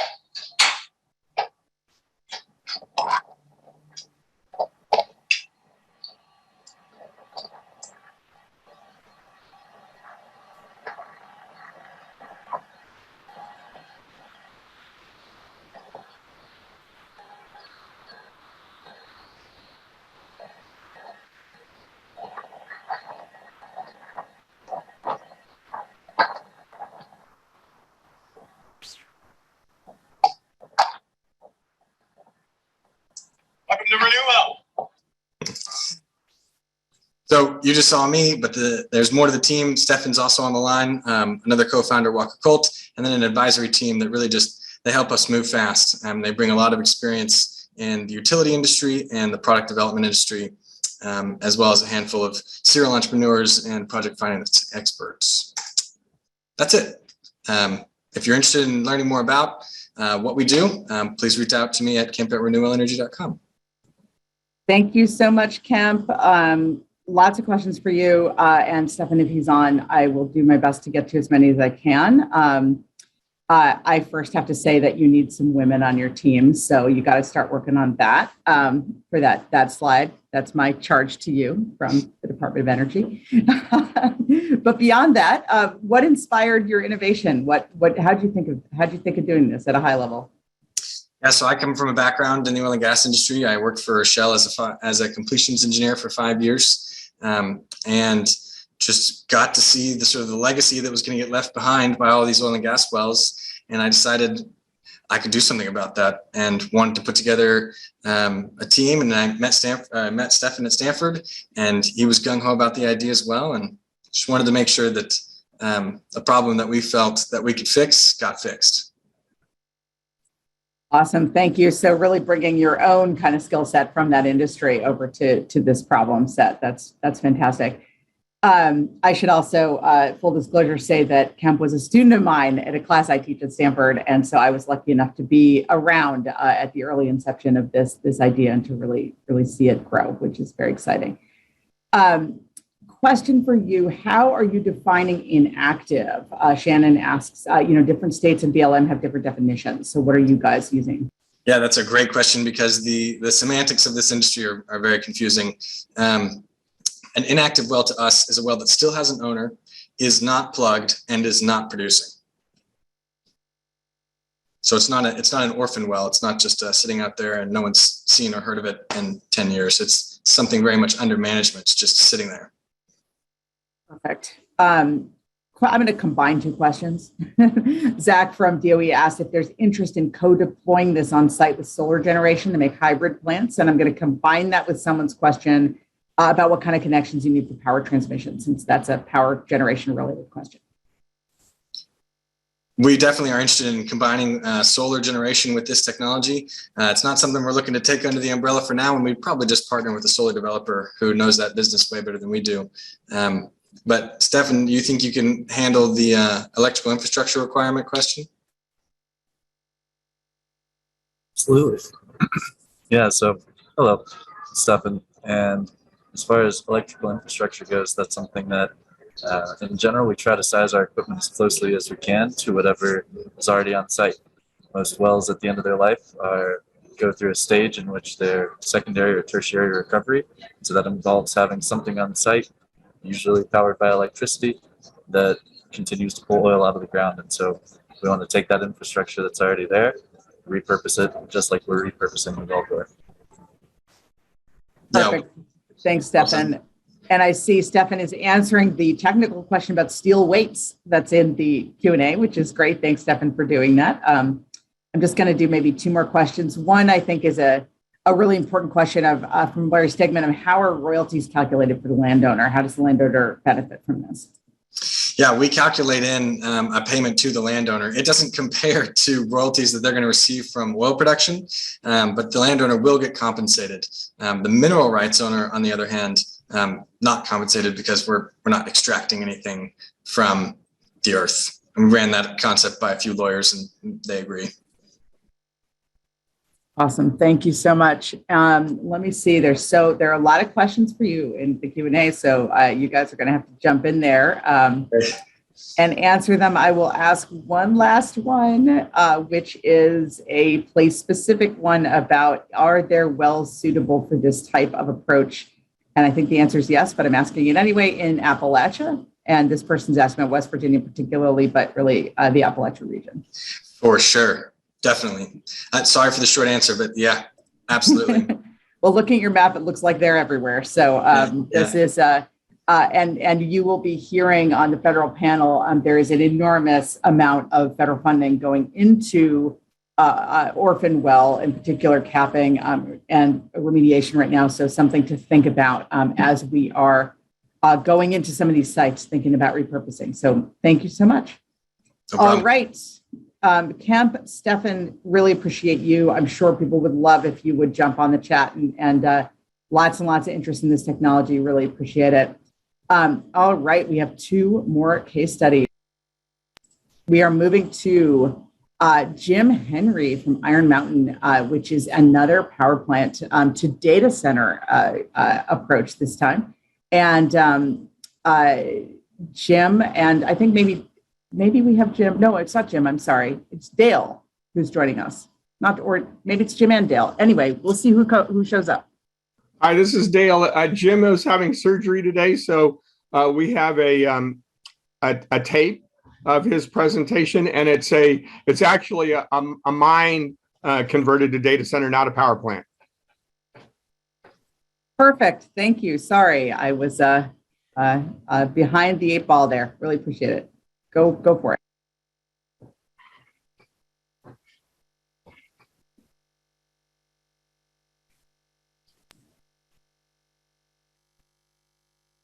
We're seeing something. So some of the things that were very clear as we were going through this research and this exercise were that we had opportunities that we identified almost right away. The first, of course, being that data centers are typically very large. There are large tracts of reclaimed land for digital infrastructure available from these mining communities. Space for renewable energy, whether that be solar or doing some sort of hydropower. If there is an opportunity there, we'll talk more about water in a couple minutes. And then alternative economic development, which I'll also get into. But essentially what it is you need space for data centers. Data centers aren't small. They used to be small, but as we scaled our digital infrastructure, data centers have had to grow with that. And of course, there's consolidation and digitalization efforts that happen, and so you can consolidate your actual hardware, but you can only do that so much. You're still going to need racks upon racks of equipment until there's some serious breakthroughs in the industry, which there are, but data centers still take up a lot of space. In terms of groundwater in mines, this is one thing that we've also realized. This may be, for me, the biggest kicker in all of this that I didn't know about fossil assets like coal mines. Groundwater in mines and adjacent aquifers, as well as coal power plant cooling systems, can be reused for efficient data center cooling. The important thing about this is for coal mines, when they've been retired, there's a lot of groundwater that exists in them, and this typically has to be pumped out, and it becomes kind of a burden for the landowner who has that coal mine in their portfolio. That asset requires constant attention. So with that being said, one of the things in the data industry now that's quite a hot button issue is the use of water. We're trying to get excuse me, lower WUEs, or water usage efficiencies, kind of like power usage efficiencies, and where we want to get that utilization of water per kilowatt hour as low as possible. Now, of course, closed loop cooling systems offer themselves to that, but when you're using groundwater, excuse me, which already exists in the world, instead of pulling out a freshwater supply in a community, that helps. We do that here at the Western PA Data Center, which I'll talk about in just a slide or two. So these are just some of the really important things that stuck out to us right away. Existing resources and assets from the mining community also have a great deal of power infrastructure already set up. Obviously, the mining equipment, the equipment to move rock, dirt, other things out of the area, substations, transmission systems. All of these things are really important when you're standing a data center up. You need to have enough power, obviously, to support the enormous load of electricity the data centers use. Leveraging existing infrastructure from a mining facility is already a good start, because if there's a substation that can be expanded or there's transmission systems that can be expanded, at least there's already some there to start. It's not like you're starting from scratch. Additionally, distributed renewable energy and storage resources provide resiliency to mission-critical data centers, which I'll talk about a little bit more when we're discussing Western PA, and the local communities. So if you can strengthen the local power grid, whether it be through some sort of development of a microgrid situation or through just having a better stable electricity situation in that community. You're not going to have as many power outages. Modernization of that equipment is always important, and that typically comes when data centers are moving into town, because 100% uptime is really the key to data center operations. And then lastly, and this is kind of a sleeper, rights of way for power we've talked about, but also IT network and broadband access. With data centers come a myriad of carriers or managed service providers that are, or internet service providers that are going to be moving into these data centers to distribute their network for the customers that are in that data center. Moving more of that into rural communities will offer easier access to those rural communities to things like more, faster internet, more bandwidth. And we're working on that in a myriad of ways already in the world. But this is just another benefit of having the data center in town. You're going to get this diverse carrier neutral situation. So as I'm kind of speeding through these, being conscious of time, I wanted to get through some of those things that we've realized in this process to what's already been done. In Western Pennsylvania, these are just a couple of the shots of down in the underground. You can see the chilled water pipes running down a roadway. You can see the data hall signs outside of how we build brick and mortar walls into the mining infrastructure, the old mining infrastructure down there, the ribs as they're called. Some of the things that we've realized through doing this is stimulation of the local economy through utilizing local service and trades related businesses. Data centers, as I often say, are the nexus between electrical, mechanical, and IT. So for just as many network engineers and remote hands technicians there are in a data center, you've got an equal or larger amount of HVAC technicians, electricians, plumbers, right? Tradespeople that are working in the data center because of that nexus of the electrical, mechanical with the IT. All of these things support the IT working and keeping it up 100% of the time. So naturally, what we've realized and what I can personally attest to is that local businesses like HVAC shops, electricians, other businesses have benefited directly in this rural community that I'm in from the data center being there. And that also goes for subcontractors when you expand the data center and build onto it. Data center construction underground is probably one of the most unique things I've ever experienced, and it's not easy. Everything underground is a little bit harder, but it requires a level of experience and nuance. And that's why leveraging, the second bullet point, leveraging generational knowledge is key. If you do have folks that have worked in the underground for a while, and they have the wherewithal of knowing what goes on down there, how to deal with the underground environment, it benefits you when you're building out. So you could actually have folks that worked in that mining area before in a totally different capacity. They're going to lend themselves to what you're doing now. And then, of course, creating jobs, new career paths in technology, possible protected local IT infrastructure. This kind of speaks to the resiliency aspect that when you have all those carriers coming in, you're not only having more choices, but then you're stabilizing the local information technology infrastructure, telco infrastructure in the area. Also underground, which I'll talk about in just a second in the last minute and a half that I'm going through, high potential for energy efficiency. And then of course, redundancy, high availability, geographically safe. When you're underground, depending on what type or what part of the world you're in, you may be insulated from a lot of threats that would regularly, pose sort of a, that other above ground data centers are vulnerable to. So I'll leave it at that. There's probably more you could assume from that point.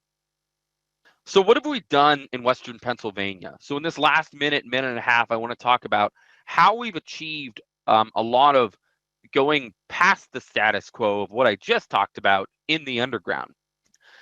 One of the most important things that I could talk about is our underground lake, which I have a shot of here in the beginning. The underground lake makes us incredibly energy efficient.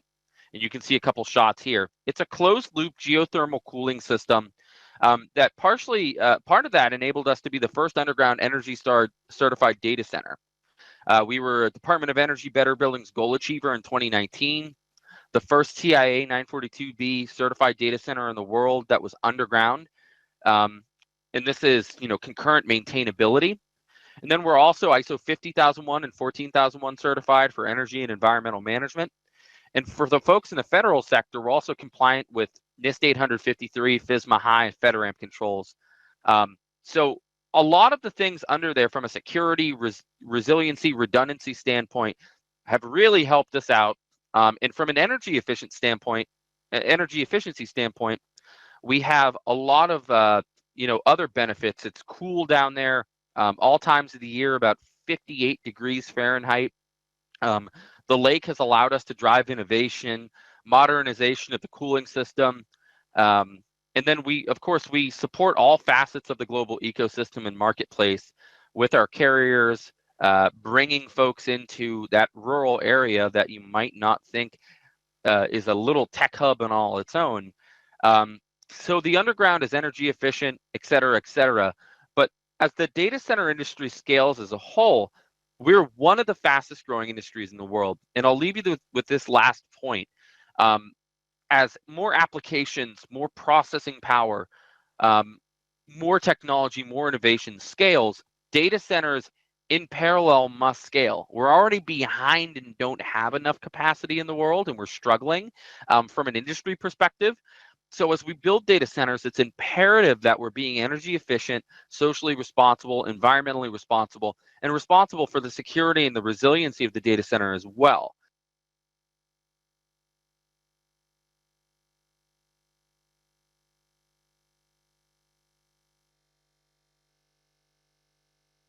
Awesome. Thanks. Dale, did you want to add to that at all?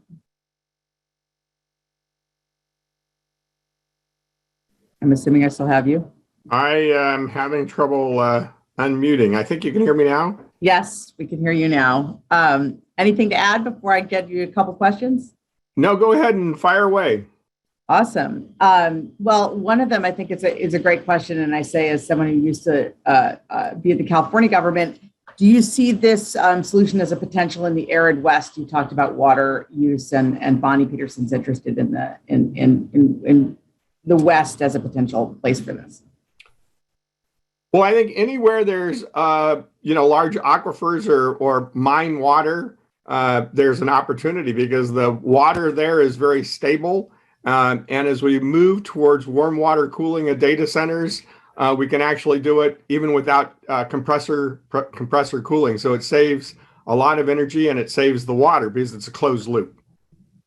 Great. So short answer was yes. It can be done in the arid West as long as that underground or in the mine water exists. Well, and a related question is that actually two people essentially asked is mine water pollution or acid mine drainage an issue with water reuse for cooling data centers? Well, it can be, and I mean, and every case has to be studied. But again, this is a closed loop, and there's a heat exchanger between the mine water and the water that's cooling the data center. So it's certainly going to be a lower problem than if you're actually drawing and using the water. We're only borrowing it for its thermal qualities. Thank you. And last question, I should have been asking this throughout, so thank you to the person who asked it, is which was Lee. Thank you, Lee. Did you receive any federal funding at any point in this project? And if so, are you willing to share any details about that? The project, the Iron Mountain project, did not receive federal funding to my knowledge. Got it. I think you might be unusual among presenters with that answer, because I think a bunch of folks have. Yeah, let me back. I mean, Iron Mountain's original business was storage, and they have a lot of facilities underground. So I mean, this was sort of their core competency, and that data center was developed a number of years ago. It's important that it's not a fossil fuel facility, so that's going to create a few more problems and challenges. So I think federal assistance is needed, but that project didn't require it. Thank you so much. And also thank you for highlighting, and somebody put this in the chat as well, just the off-taker side of this. So you really do have a huge amount of demand for this kind of solution. And that makes the project obviously more economically sustainable overall. So thanks for highlighting that. And thanks for bringing us Jim virtually through his video. We really appreciate it. Thanks so much, Dale, and thank Jim for us. All right, we have one more case study. You guys are hanging in there. I'm very impressed. And this is from Jared Troiner, who's lead engineer at Duke Energy. And he's going to speak about fossil asset transformation to thermal energy storage. And I'm very excited to hear him. So do we have you, Jared? Yeah, hi. Can you hear me? Yes, we can. Okay, perfect. And can you see my screen? Sorry, yes, we can. Okay, perfect. Thank you.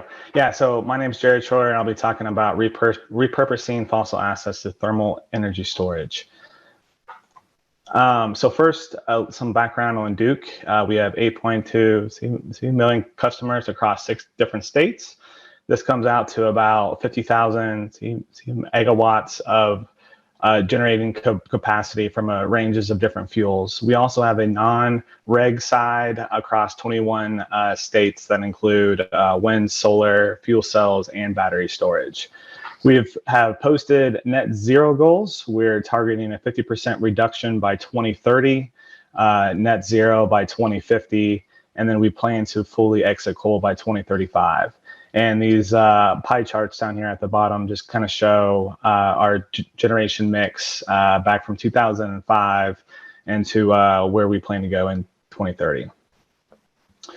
So this change has really been a long time coming for us. Duke Energy is actually leading the largest planned coal retirement in the country. Since 2010, we've already retired 56 coal units. And this has given us a history of already repurposing these older sites, being it with either new gas plants or solar and battery storage. And repurposing really allows us to focus on retraining and keeping our employees at like these sites, so keeping jobs there. Repurposing almost certainly comes with cost savings that we can always pass on. And also, it allows us to be active and engaged in the areas that these plants serve. So why thermal storage? So what this graph here on the left is trying to kind of show is as more wind and solar come onto the grid, the need for longer duration storage increases. And what's not on this graph, but what it's also trying to talk about are cost. So it's not necessarily the most cost-effective approach to build out 10 plus hours, days, weeks, or even months of battery storage. It's really opening up the door for these non-battery long duration storage tech to hopefully come up with a more cost-effective option for us. And so out of this new non-battery area, we believe thermal is a good fit for repowering opportunities because a lot of these operate with very similar turbo machinery to our existing fossil plants. They can operate the same, and they can also provide about the same benefit to the grid as well. And so when we're talking about our employees and our job force that we have at these sites, it's a very easy shift to go from a fossil plant to any of these thermal storage plants. So do want to talk about a case study that we did. We partnered up with Malta on a DOE grant for a techno-economic study on applying their system to one of our retiring coal plants. And the premise of this was we really wanted to compare their heat pump approach to resistant heating. There had been a lot of other previous studies, I know in Europe and in Germany, on converting coal to thermal storage, really focused on the resistant heating approach. And so we wanted to understand, is there any intrinsic value to the higher efficiencies that a heat pump could offer? So how their process works here, if you look at these figures on the top one first during their charge cycle, You essentially take air and you compress it. You store the heat that is formed then in salt tanks.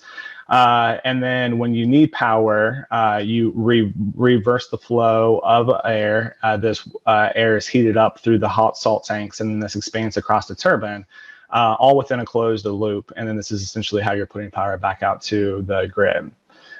There was 4 different options that we looked into. The first option essentially being the base case of the resistant heating and then repowering our existing steam cycle. And then we did different levels of integration using either a standalone system where we were only repurposing the grid tie-in, so more of a brown field site, as well as just using their charge cycle only, and then repurposing our existing steam cycle, and then a hybrid option where we actually did both. So what did we find out?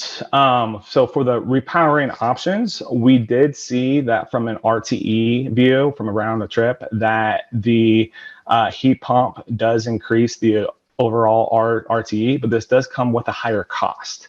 So the benefit of this, or which option would like you to choose, it really depends on your particular use case.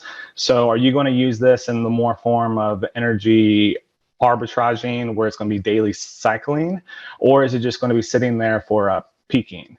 And also the useful life that you have left in your existing plant is very important, and how much costs are going into to get more than 20 or 30 years out of that system. So for our option for this study, we actually chose the standalone option based on the dispatch profile that we were assuming to use. We were anticipating more daily cycling. So this standalone option does come with a higher RTE than any of the repowering approaches. And also the site that we were looking to re-empower was near its end of useful life anyways. And so the refurbishment costs that we were having to add on were enough for us to tip the scales that way. But even with that being the case of still considering it as a brown field site, there's still project cost savings, and that we found by, again, repurposing the grid tie-in. You have all the balance of plant and existing buildings there, and then more importantly, you already have the existing operation staff that can easily be pivoted over to operate this system. The other kind of near-term opportunity I want to talk about is how thermal storage can also increase the unit flexibility of an existing plant. So I know this presentation is more focused on repurposing or repowering, but that's not to say that if you have a plant that's being slated to retire in maybe 10 or like so years, that there's still benefit that you can add by adding thermal storage at that plant now. And so what this picture that's trying to show here, this is a typical load for a cast, and it's showing the typical duck curve, where when you have a lot of solar that's coming online during like the day, but the demand during the day also drops off, so it creates this duck shape. And this really highlights the need for resources that can follow load, or maybe energy storage in general, because of its ability to essentially load a shift. But maybe one thing that's less talked about is, the strain or the thermal cycling that it's putting on our existing plants now. They're oftentimes during these valleys having to either shut off, and then to meet that evening peak, they're having to come back online. So you're having these plants that were once essentially operating at base of load. Now they're cycling on a daily basis. So thermal storage can help with this by possibly putting the units in a hot start, or even keeping the turbine spinning by pulling power off the grid during these times of excess solar versus burning a fuel. So what are some challenges that we have? So you typically, to finance these projects, you need to really value stack. And so as I spoke to earlier, is the use case that you're talking about, is it more in a energy arbitrage? Can you sell any ancillary services? And then I talked about how potentially having a thermal site can also increase the operational flex for your existing station too. There's definitely some cost savings versus the brownfield versus the green field sites. And then ultimately, we need smart, balanced state and federal policy to help these projects out too. Other issues that we see are growing wait times for interconnection studies. So if we can have a streamlined kind of approach for these brownfield repowering sites, that can be advantageous for us as well. And then finally, these new long duration storage techs are really set to solve the duration and the cost problem. First adopters, though, may not get this cost benefit. This is sometimes called the green premium. However, we need first adopters to bring down the price curve for, say, everyone else. So we're tapping in this chicken and the egg problem that we have here. And then certainly funding opportunities under the bipartisan infrastructure law can help cover this gap. And I'm optimistic that there'll be other future opportunities still. So, and I think I'm ready for Q&A, Kate. Thank you so much, Jared. I'm very impressed by all the speakers' ability to stay on time. So I appreciate that because it gives us a chance for questions, which is always important. I have a couple questions for you. They are technical, so get ready. The first is, do you consider the MATLA technology? I don't know if that's supposed to be Malta or MATLA, but I'm going to say MATLA. Commercially available, e.g. well demonstrated at full scale and with industrial guarantees, supplier with adequate financial strength to provide commercial guarantees. So basically, do you see that as commercial? So we would rate their technology readiness level at a 6, meaning that the concepts have been proven out independently, but there hasn't been a full scale size project done. I can say Malta does have financial backing behind it, and they have done a very small scale piloting program, actually through a DOE grant portion with that, but they do not have any full scale plants yet. Got it. Thank you. And I thought it was Malta, and I was like, maybe it's something I've never heard of, this MATLA thing, but I think it was just a typo. So thank you for that. And the second question, what kind of thermal storage material did you consider? And does compatibility with the steam cycle affect that choice? Okay, yeah. So for the case study in particular, we were using salts. They're nitrate-based salts, and it's actually operating within a closed loop. So it's within its own closed loop, and there's a series of heat exchangers then that would essentially turn the thermal storage of the salt into steam to be run through like the turbine. And how their closed loop system works, it's actually just air. So it's we aren't creating steam. It's just a air loop then. That being said, though, there are other companies that are looking at other thermal storage from concrete, sand, rock. So there's a wide variety of options, and there's pros and cons and costs to them all. Not sure which one's the best. So. Thank you. Appreciate you answering both those questions. And I think I got one more for you. How does your technology compare to iron air battery storage, for example, which can also do multi-hour storage? So iron air battery technology, there's a couple companies that I'm aware of that's out there that are in that space. So the one company in particular is targeting like 100+ hours of storage, where with Malta or some of these other thermal storage, we're more intraday. So looking at 10 to 14 hours of storage. So the iron air batteries, that's definitely an option. That's definitely a resource that we're looking into. They're a little bit more cell-like based. So instead of using turbo machinery, they're obviously using containers that you can essentially stack up And so there's, again, pros and cons, different use case applications, but iron air is definitely a possibility too. So.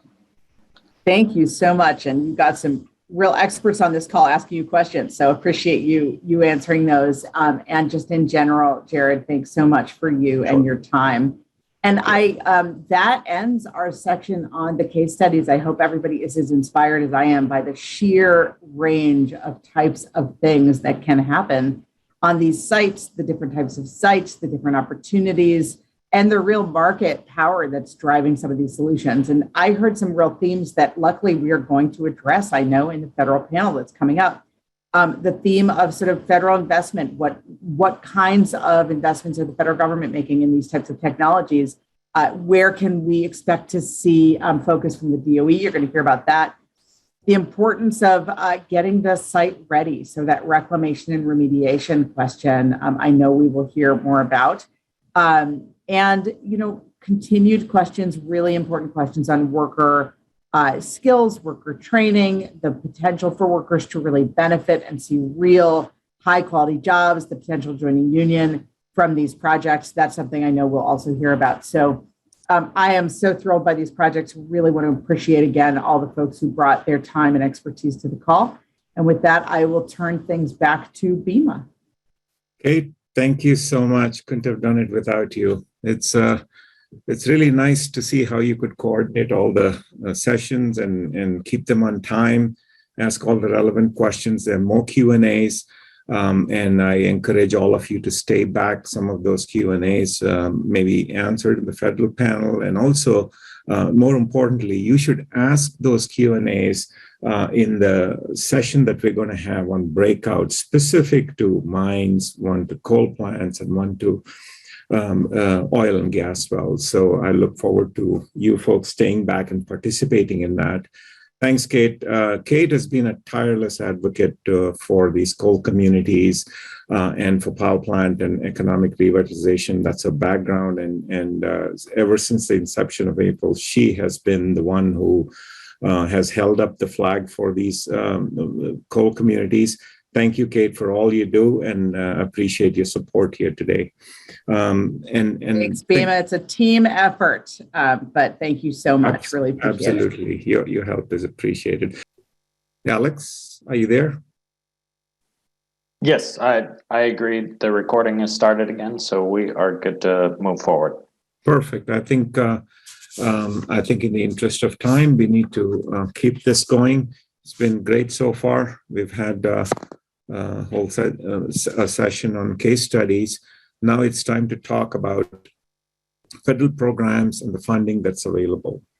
And to help us get a glimpse of how the bipartisan infrastructure law can help us with this fossil asset transition and what we can do for coal communities, I have with me today 5 representatives from across 5 agencies that are leading the efforts in their agencies to promote this fossil energy transition. And they will join us in our discussion today about the federal role in fossil asset transition. The names are listed on the screen that you see, and I'm going to do a quick introduction to you all, and then we can discuss what programs are available at the federal level. And each of them will talk about the funding that's available through their agencies with a focus on remediation, cleanup, worker training, and worker upskilling, and all the other things that the IWG can bring to the table. So we'll follow that up with after the introductions that I complete. I'll ask each of the panelists to kind of speak for 5 to 7 minutes about what their agency is doing. And then we'll follow that up at the end with a bunch of Q&As that you can definitely type in some Q&As, and then I'll definitely ask that of the panelists. And I have some questions that I want to ask too. So without much ado, let me introduce you to this great panel of people that we have. If you can turn on your cameras as I speak of them. The first one I'm going to introduce is David Lloyd from EPA. He's a director of Office of Brownfields and Land Revitalization at the Office of Land and Emergency Management at the EPA headquarters. And David, if you can turn on your camera, he's assumed the position in January, and after holding a variety of positions in private and government legal practice, real estate development and operations. He has an undergraduate degree in English literature from George Washington and a law degree from Washington and Lee University in Virginia. And most of all important, he's a proud citizen of the Cherokee Nation and lives with his wife Anne in Washington, D.C. and near Lexington, Virginia. The other panelist I have from the Department of Interior is Steve Felgus. And Steve is the Deputy Assistant Secretary for Land and Minerals Management at the Department of Interior. And prior to joining the DOI, he was a Deputy Staff Director for the House Natural Resources Committee. And he's also worked for the BLM, which is the Bureau of Land Management, Bureau of Safety and Environment Enforcement, and has held various positions during his 16 years of working for Congress. And Steve has a PhD in chemistry from the University of Wisconsin and a bachelor's in chemistry from the UMass. And then following, we have Courtney Haynes from the Economic Development Agency. She's the Coal Communities Lead at the U.S. Department of Commerce in the EDA, which is the Economic Development Administration. She develops and manages coal portfolios at the EDA in supporting current coal grantees and extending resources and network support for potential grantees across the country. She joined EDA after an extensive work related to social impact initiatives that span education, workforce development, healthcare, and job creation. And her work has really straddled a lot of to do with policy, national policy coalition development, and managing direct service organization. And best of all, as a daughter of coal miner and growing up in Beckley, West Virginia, she believes that the worker potential and economic development transition for our coal communities is something that's of vital importance. And who better to lead that than Courtney? And then we have from the Department of Labor to talk about workforce and what we're doing is Brent Parton. He's a senior advisor at the Department of Labor. And prior to joining the DOL, he was deputy director at the Center on Education and Labor at the New America. And the center is dedicated to building learning-based pathways to economic opportunity. And his work also focused on federal and state policies to scale up pathways and ensure their quality and relevance within the evolving economy. He's served as a senior policy advisor at the Department of Labor. He has worked with the National Governors Association. He's led the development of new portfolio focused on state strategies and held several other positions in education sector of the World Bank, where he co-authored a book on entrepreneurship. Brent has a bachelor's degree in history and a master's degree in international education, and he's also an adjunct professor at Vanderbilt. And we have for DOE, Briggs White. He's the deputy executive director of the IWG on coal and power plant communities and economic revitalization. And prior to becoming the deputy executive director, Briggs served as technology manager at NETL, and he's managed several of Department of Energy's programs on high performance materials, water management, and energy storage. And all these activities that he's kind of managed helped accelerate R&D and develop concepts and technologies that helped improve the fossil power generation, including workforce and supply chain, and also the improving the electricity grid and markets. And Briggs holds a degree in material science and engineering from Alfred University and has a PhD from University of Florida. And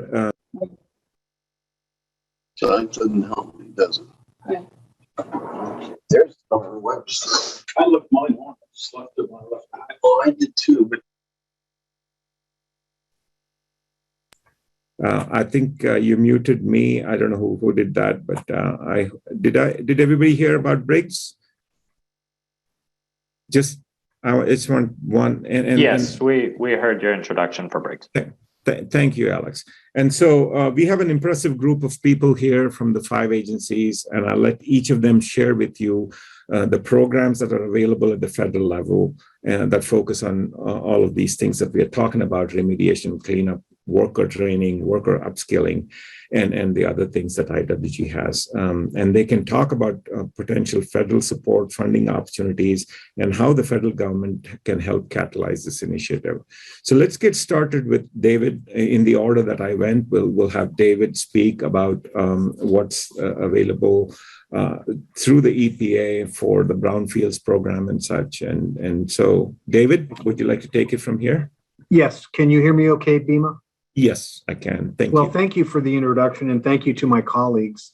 I also want to thank John Grosshans in EPA Region 5 for asking us to participate. And I'm going to go quickly because I know we have just a few minutes and we have a lot to cover. But the EPA Brownfields program is not like other EPA land cleanup programs, in that what we basically do is provide funding and technical assistance to communities and tribes and states. And they do the cleanups in partnership with the federal or the state or tribal response programs.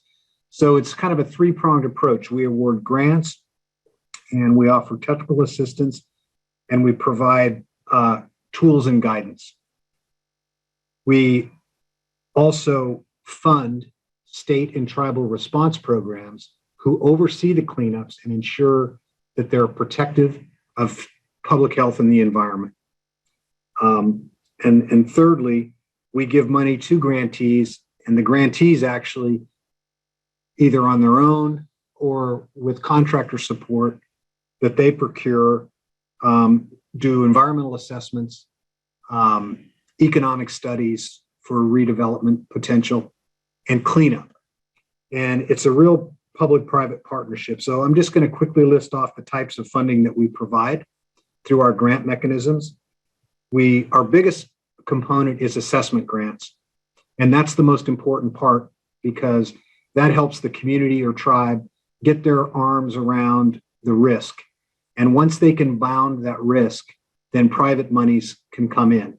And private developers, as many of you know, will take on risk if they know what it is. They just can't take unlimited risk. They have to know what the bounds are. So our assessment funding is our largest component and probably the most important. We also fund cleanup grants to give capital to communities and tribes to clean up the sites. Revolving loan fund grants, which is basically a different model for the cleanup money, but it's a model that allows it to revolve. They pay back loans, get paid back.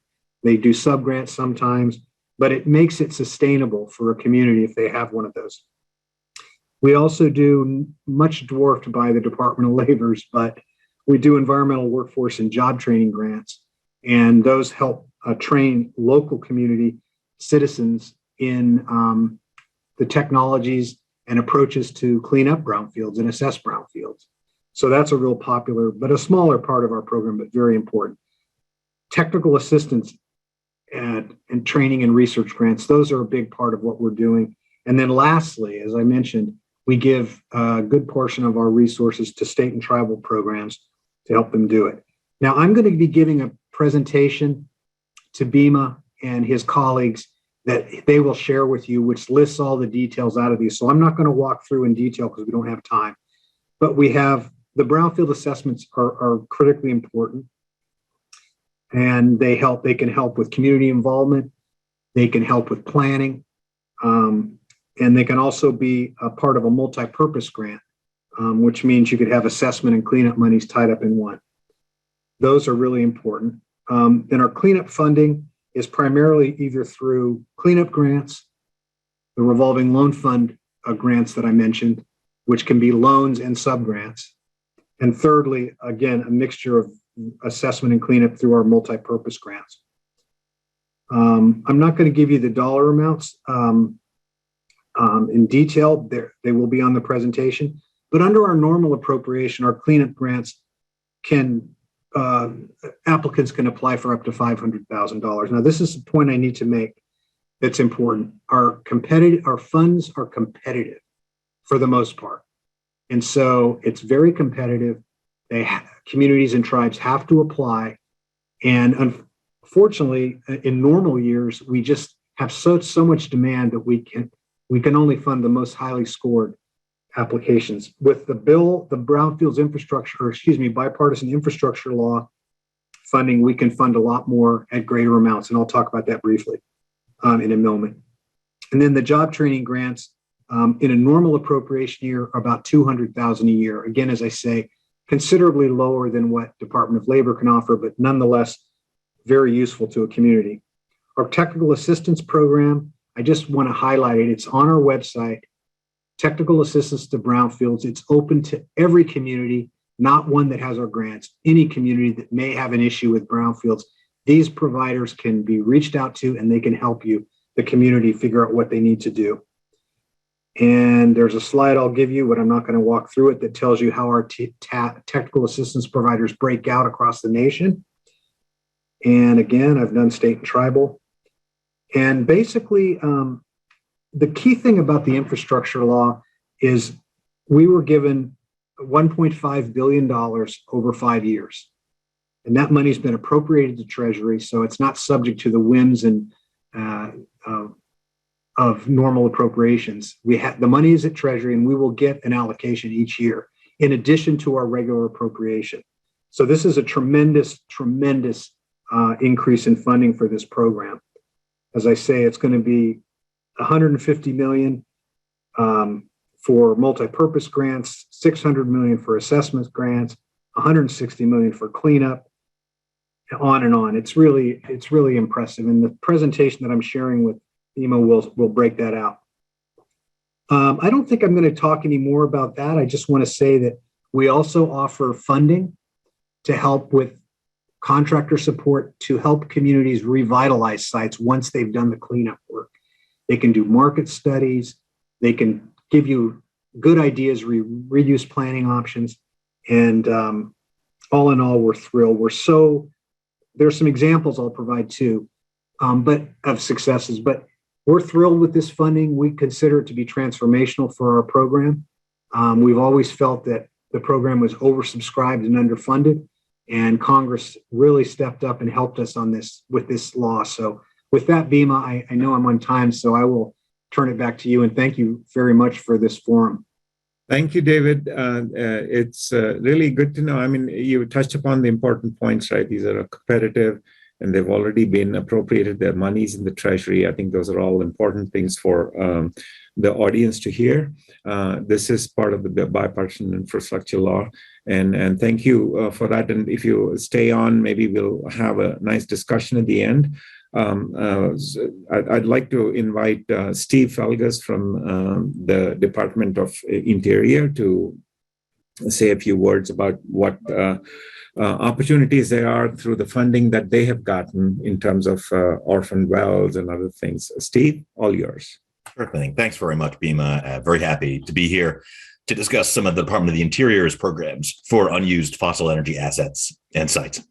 Now, at the Department of the Interior, generally, we're focused on trying to restore the landscape. So whether it's an abandoned coal mine or an orphan oil and gas well, at least on federal lands, our goal is usually to reclaim the land and return it as close as possible to the condition it was in before the mining or drilling activities took place. And for active operations, that's actually a requirement. Companies are required as a condition of their lease or permit to reclaim the sites where they're operating. But for long gone operations where there are no responsible parties, no responsible operators left, either the federal government or the state then becomes responsible for the cleanup. And that's where the legacy pollution programs that were funded in the bipartisan infrastructure law come in. So in the law that was signed by President Biden in November, the Department of the Interior received $16 billion to, for the most part, distribute those to states and tribes to allow them to fund their well plugging and abandoned mine reclamation programs. And I should mention that's abandoned coal mine reclamation is what's eligible for funding there. And that means that states and tribes are primarily responsible for the reclamation work And in large part, they're going to get to decide how that funding gets spent and whether any existing assets, whether it's an intact well that could be used for carbon sequestration or monitoring or some other purpose, could be reused like that. So that money goes to the states, and then the states, will apply their own prioritization to it, and we maintain oversight. But largely, these are not ones that individual communities would necessarily apply for directly. Certainly not directly from the Department of the Interior, but you would apply to your state or tribal organization that got these grants. However, separately from the $16 billion in the bipartisan infrastructure law is a program called the Abandoned Mineland Economic Revitalization, or AMLR program. And this program specifically directs money towards abandoned coal mine reclamation projects that aren't just aiming to restore the landscape to the way it once was, but are looking to do so with a specific economic redevelopment purpose in mind. So, as an example, AMLR money could be used to take an old coal mine site and turn it into a solar farm, which I understand was discussed earlier in the program. And in fact, earlier this year, Pennsylvania announced that it was using some of its AMLR funding to support a project to do exactly that in the northeastern part of the state on a, what currently looks like a giant coal dump, basically, is going to be turned into a solar farm. So it's not just that, of course. AMLR money has been used to construct all-terrain vehicle parks, museums, office buildings, sports fields, and a lot more. If you go to osmre.gov, that's the Office of Surface Mining, Reclamation, and Enforcement. They're the bureau that's responsible for running that program. They have annual reports that go through the projects that have been funded with this AMLR money. And I should mention, it's only available to 6 states. It's 6 states that get the most, or that have the most unmet abandoned mineland need. That's Pennsylvania, West Virginia, Virginia, Ohio, Kentucky, and Alabama. And then 3 tribes, the Crow, the Hopi, and the Navajo. Now, unlike the bipartisan infrastructure law programs, this isn't where the state just gets this huge lump of money to then divvy on, their priority list. This is one where communities are encouraged to submit proposals to the state to, describe what economic development opportunity they would like to further with some of this funding. And it's been a very successful program that just got funded again for fiscal year 2022. We got $122 million for the states and tribes that I just mentioned. So this is really much a grassroots, ground up program where looking for ideas from communities for, taking an AML site, either within their borders or very nearby, and proposing what could that be put to a better use for. So that's the AMLR program, in addition to our orphan oil and gas well and regular abandoned coal mine program. And I will hand it back to Bima. We are getting a couple of questions, but I think what we'll do is we'll just go through the rest of the panelists here, let each of them speak about the programs that they have. AMLR program is definitely something that I think people can take advantage of. I'm not sure if what we heard today in the case studies was part of that, but we will find out. Next, we have Courtney. Courtney, would you like to come on and share something about EDA and what you're doing? Sure, thank you, Bima. And I also do have some slides, so hopefully they can get up and running here. But thanks for having me here today to speak about the Economic Development Administration, which is an agency within the Department of Commerce, and how we support our coal and power plant communities across the country. Now, while EDA did not get specific funding via the bipartisan infrastructure law, we do have regular funding and appropriations specifically focused for coal communities annually that I wanted to review with all of you here today. So before diving in, next slide, please, wanted to give a brief overview of EDA and its foundational principles. Our mission at EDA is to lead the federal economic development agenda by promoting innovation and competitiveness, preparing American regions for growth and success in the worldwide economy. So at its core, EDA hopes to help communities with their own defined economic development goals that is community-led to progress more resilient local economies. And basically what that means is there's no prescription top-down model. We really want to understand what's happening locally, what are the assets to plan for an effective economic development strategy. Next slide. We'll actually go to the next slide too. So these are EDA's investment priorities. They serve as guideposts of where your project alignment might be. They're really the overarching framework of the investment portfolio. So if you're considering applying to any EDA funding opportunity, understand that the investment priorities set by EDA and where your project might fit. In particular, the two that I want to call out is recovery and resilience, and also equity. We trend to see a lot of alignment with energy and coal communities, specifically with those two priorities. Next slide. So how do we even define a coal community? Coal communities are communities and regions that can reasonably demonstrate how changes in the coal economy have resulted or are anticipated to result in job losses and layoffs in any coal-reliant commercial sector. In general, EDA will consider applications for projects in communities and regions where the primary coal economy contraction event, so thinking closure of a coal mine or a coal-fired power plant, closure of various coal economy supply chain businesses, took place within 15 years of the application submission. At EDA, we have no predefined list of coal communities. Next slide. So what are our programs for funding that could align with this fossil fuel repurpose and transition? The first is our Assistance to Coal Communities program. For ACC funding, projects must be located within and targeted to communities that have been impacted or can reasonably demonstrate they will be impacted by coal mining or coal power plant employment loss or employment loss in the supply chain industries, as I mentioned before. For ACC, the federal grant rate is up to 80%. That is, all applicants are potentially eligible for an 80% grant rate, but EDA also has the discretion based on the relative distress of the region to predict what that grant rate might be. Typical project amount is anywhere from $500,000 to $2 million for implementation projects, and anywhere from $100,000 to $350,000 for planning activities. Next slide, please, is our Economic Adjustment Assistance Program. It's a mouthful. The typical grant award is anywhere between $150,000 to $1 million, and grant rates range usually between 50 and 80%. This grant funding opportunity is really broad. Funding can be used for technical assistance, construction, non-construction, and more. Next slide. We also have our Public Works program. EDA provides investments to help distressed communities build, design, or engineer critical infrastructure and facilities that help implement regional development strategies.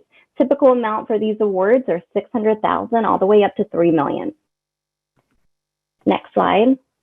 And finally, something I just wanted to call to your attention, it was stated before, is our Local Technical Assistance Program, which is an important one that can prevent costly mistakes and misguided investments. These are smaller, usually awards are typically less than $200,000. Next slide. So on this slide, I just wanted to quickly lift up 3 examples of some coal transitions and projects to give a sense of the breadth of what we can fund. These 3 specifically were funded through our Assistance to Coal Communities program over the last couple years. The first was University of Utah. The funding was used for planning and research to build the evidence and understanding of how a transition from coal to carbon could even take place. This was a project that involved partnerships with universities and was backed by a lot of private and public sector bipartisan support. Additionally, this project conducted a supply chain map, implemented programs to locate manufacturing operations in coal communities, and pair workforce needs with the economic impact of the conversion market. Next was a project in Harrison County here, Harrison County Commission grant award of $2.6 million to build and establish a clean energy products facility, creating jobs and spurring private investment in this hard-hit former coal mining industry. This EDA grant was matched with $1.3 million in local funds, and it's on track to create 200 jobs and generate $4 million in private investment. And lastly, Somerset, Massachusetts, and this was actually referenced before in the comment section, so I thought I would wait until I presented. But in Somerset, 2 power plants closed down, within 7 years of each other. One in particular, the Brayton Power Station, which was the largest coal burning plant in the state, closed down right after the first one. We provided a planning investment of $1.1 million for Somerset to consider alternative forms of redevelopment for these facilities, including clean energy. So although the town had faced a series of economic setbacks, it got its second wind, pun intended, with 2 local power plants sitting unoccupied. Somerset turned to offshore wind development via 2 companies, Mayflower Wind and Amberwick, as a source of power for the community and a provider of jobs. In addition, Brayton Point also has an agreement for the construction of a manufacturing facility to produce underground transmission cables for the offshore wind project and the creation of an additional 200 more jobs. So anticipating the increased demand in this local infrastructure as a result of these projects, Somerset developed an integrated water resource management plan with EDA support. It led to the identification and development of additional EDA projects for the community designed to support infrastructure upgrades to existing water and wastewater treatment facilities.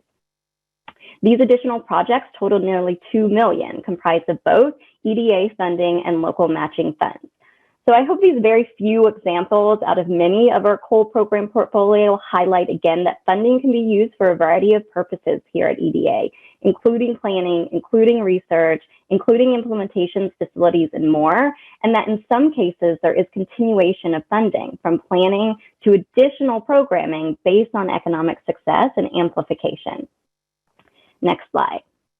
And this is my last slide here. So what are next steps if you want to learn more of EDA? First, if you can always read the notice of fundings online and read through, see if there's alignment. I often get asked as well, what makes applications stand out? How can we increase the odds of receiving funding?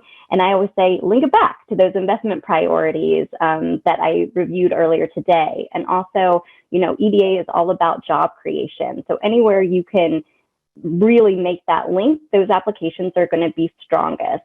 Also, since we are also highly competitive with our applications, equity is a huge factor and priority as well.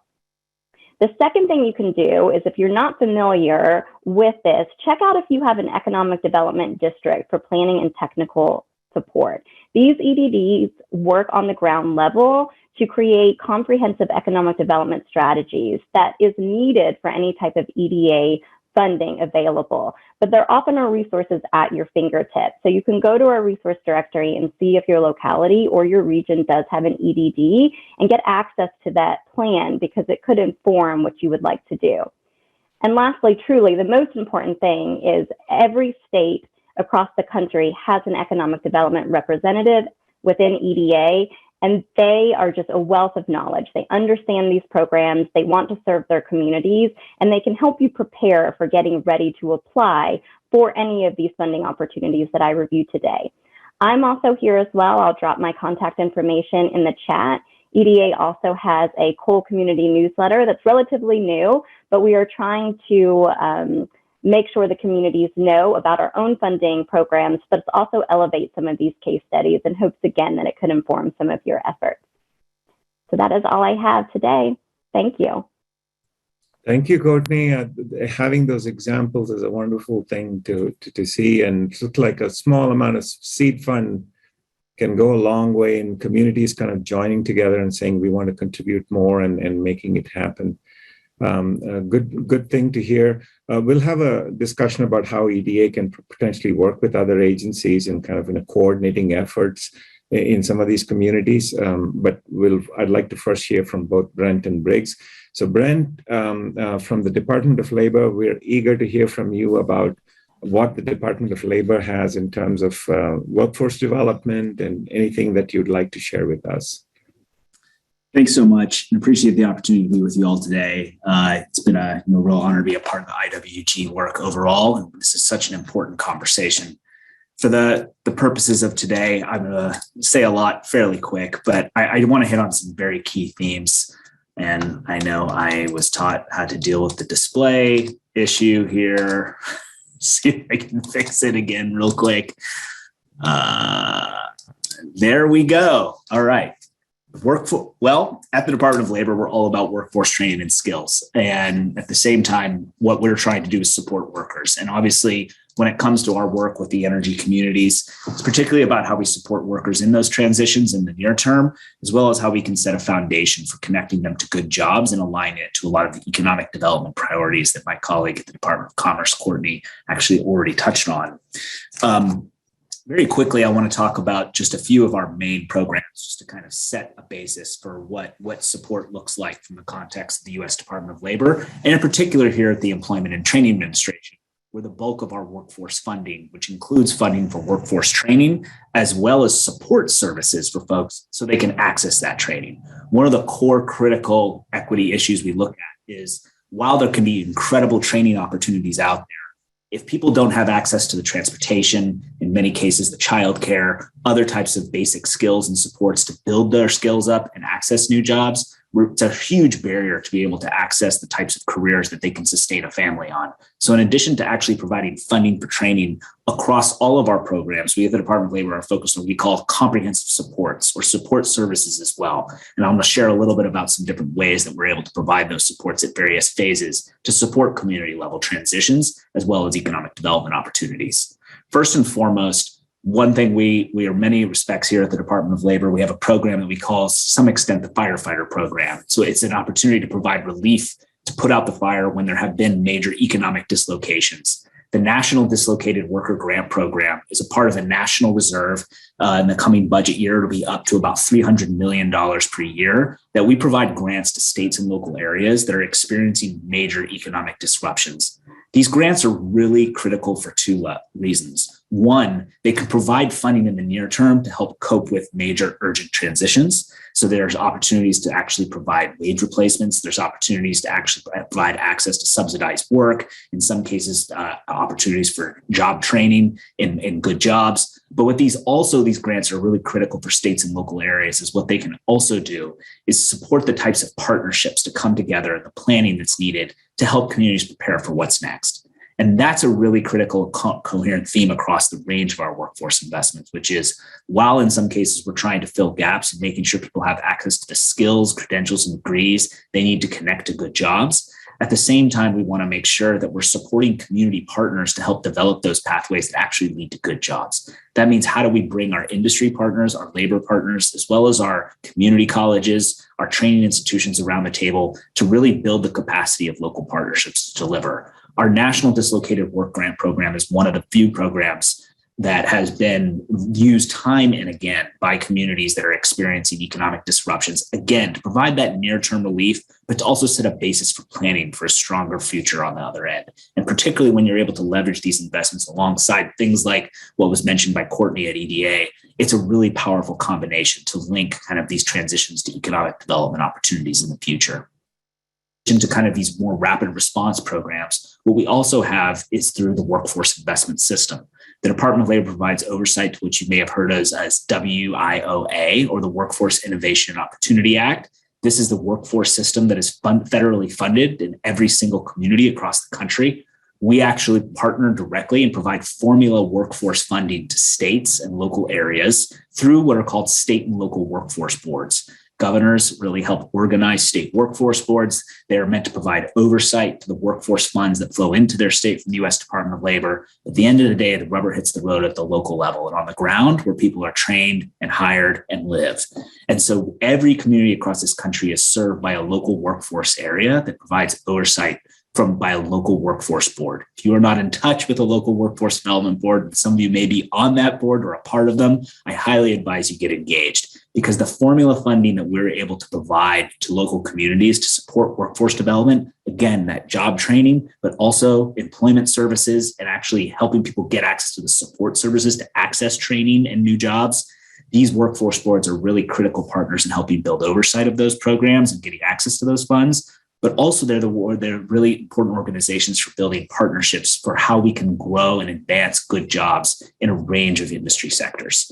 The workforce funds that we provide at the formula level support dislocated workers who have lost their jobs for any number of reasons. They can support adult workers who have been out of the labor market for many cases years because they have structural barriers, whether those are basic education, whether those are dealing with particular issues that they've encountered, including formerly incarcerated folks, to take advantage of those funds. We also have a formula program that's completely directed towards our young people. That includes young people who are coming out or at risk in the graduation of high school, as well as students who are youth who are considered out of school youth from ages 16 to 24. These formula grant programs provide sustained support in every community across the country, and it's a really critical strategic partner to work with your state and local workforce board to align this to your transition opportunities that you're looking to advance.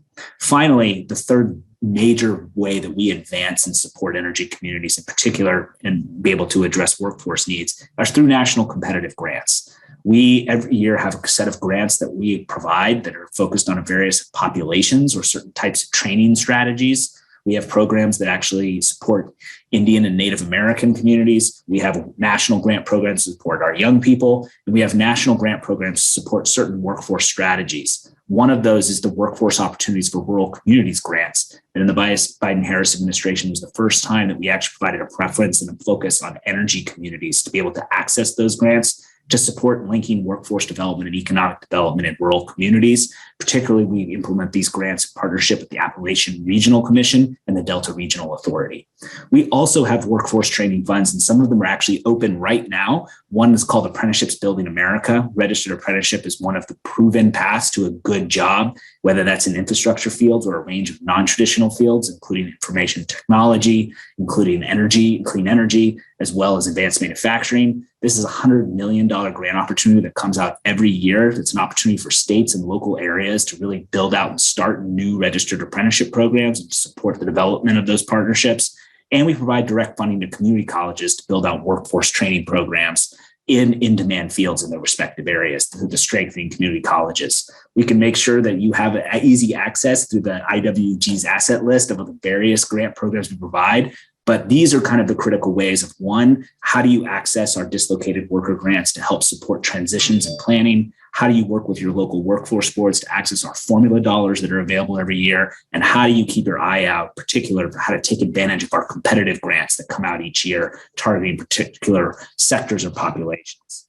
The last thing I'll say, just to kind of close, is that while the Department of Labor, like the Department of Commerce, was not among the agencies that got direct funding to the Infrastructure Act, we have been working incredibly closely with a range of our interagency partners through something called the Good Jobs Initiative, which is actually working directly with folks like the Department of Energy, Transportation, USDA, to actually ensure that we are able to leverage the workforce funds to create access to good, including good union jobs that are going to actually be able to support workforce development programs that create access to those jobs for populations that have historically been left out. And so we're working very closely with federal agencies to ensure the resources they have are both ensuring and incenting good jobs, and that there's flexible workforce funds within those grants that they can take advantage of to support a range of workforce development programs. We're also aligning our workforce grants and funds over the coming years towards priority industry sectors and towards areas where the infrastructure investments will be made.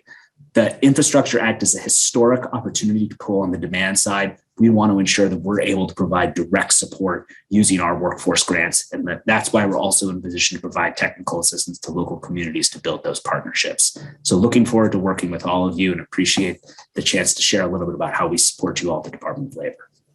Thank you, Brent. Spoken like a true professor. We had a very nice lecture on that. I mean, I think there's some of the stuff that even I hadn't known. So it's good for this community to hear about all the things that the Department of Labor can bring. We have a few questions that will come up. I think I want to let Briggs say his part about the Department of Energy.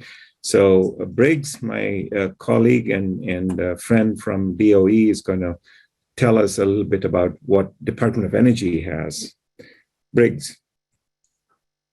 Hey, thanks, Bima. And yeah, it's a privilege to share with y'all a little bit of what the department has. It's an incredibly exciting time at the department. $60 billion of additional funding through the bipartisan infrastructure law, lots of programs, and importantly, a lot of them that are at the demonstration scale, so ready to have a real impact. Whereas Kate mentioned earlier, a lot of the department is traditionally focused more in the R&D space at the earlier technology readiness levels. On this slide, I wanted to sift through what is really a lot of different programs that are available mainly through the infrastructure law, but also ongoing appropriations, and try to pull out some of the ones that are maybe most relevant to fossil asset repurposing. Starting with the first two lines, these are mainly related to batteries, either building out manufacturing or recycling and second life applications. I wanted to call your attention to the fact that there is a notice of intent related to these first two lines. And in particular, there is some targeting as it relates to, first of all, workforce. So for the first one, workforce opportunities in communities that have lost jobs due to displacement of fossil. So clearly a relevancy to displaced workers and so on. Also some targeting related to feedstocks, including coal mine tailings, coal ash, drainage ponds, and acid mine drainage. So clearly relevant to some coal mining related geographies. Also, likewise in the second line, there's some targeting specifically to provide for workforce opportunities in communities that again have lost jobs due to displacement in the fossil industry. So some targeting related to fossil industries and clearly developing some workforce related opportunities there. The third one is maybe one of the most targeted new DOE bill provisions, developing clean energy demonstrations on current and former mine lands, $500 million available for that. Some priorities to call out there include GHG reductions, job creation, and economic development. And again, particularly for dislocated workers from coal mines, plants, and manufacturing. So some targeting very much so on those, and including solar demonstrations, but also other things that might be done there. On the fourth line, we have the Advanced Energy Manufacturing and Recycling Grant Program, $750 million for that. Specifically calls out that these small and medium manufacturers will either build new facilities or retool existing ones and do it within proximity to census tracts where either a coal plant retired since 2009 or a coal mine has closed since 1999. So clearly relevant to these geographies. The Advanced Reactor Demonstration Program, won't say a lot on that other than I think it was already mentioned earlier about supporting the new nuclear plant in Kimmerer, Wyoming. The Rare Earth Elements Demonstration Facility, $140 million for a new facility with that provision, where potentially the feedstocks could include those derived from acid mine drainage, mine waste, or other materials. There's an RFI that's on the street. It actually closes tomorrow on March 31st. So I hope you had an opportunity to provide some input, but certainly want to hear your input on all of those.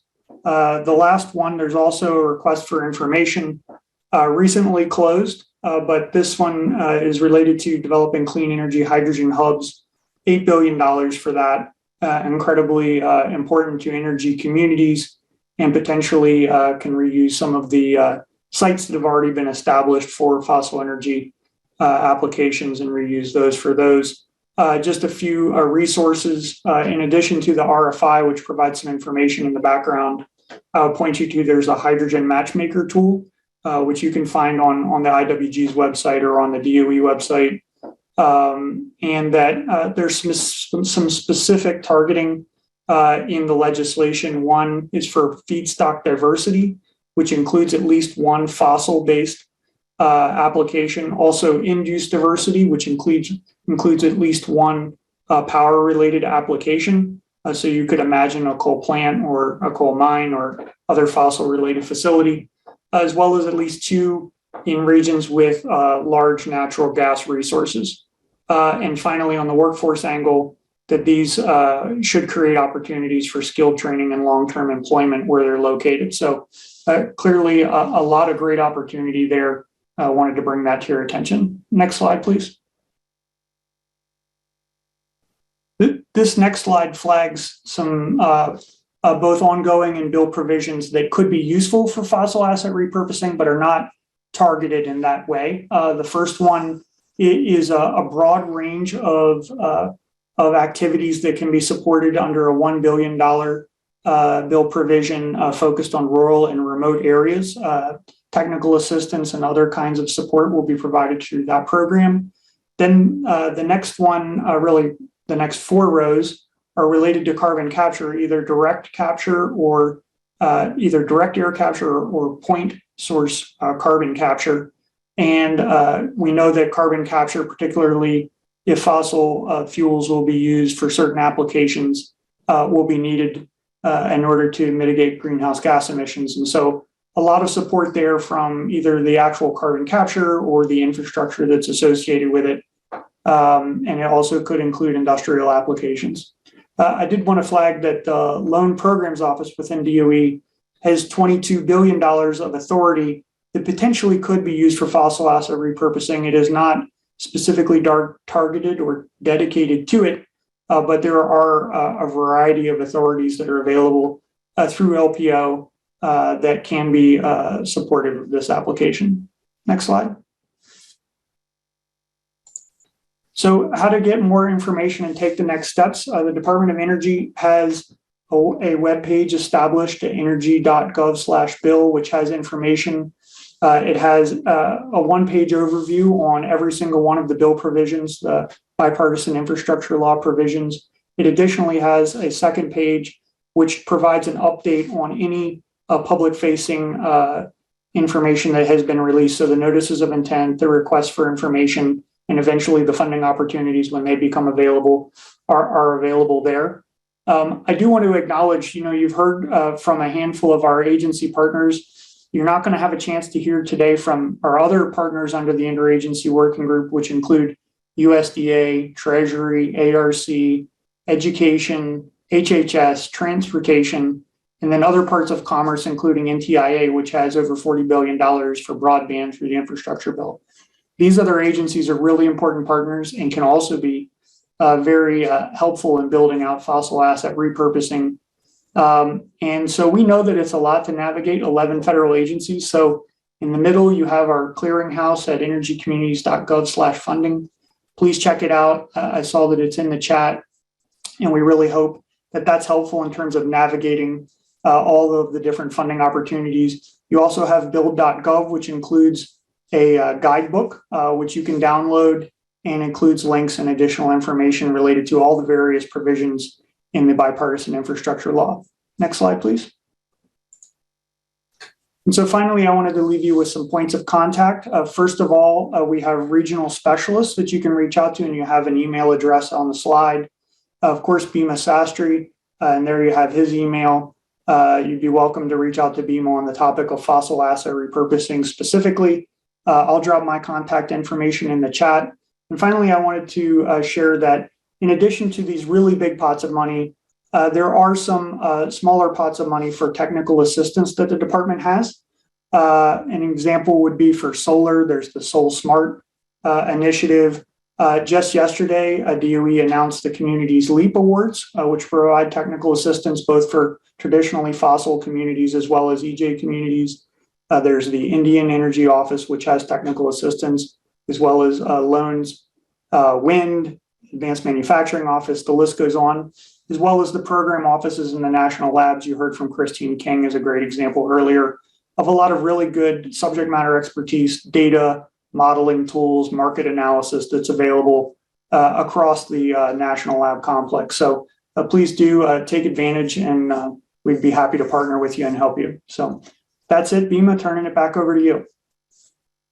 Greg, as always, thank you, and I appreciate you mentioning the 11 agencies that we couldn't completely cover here.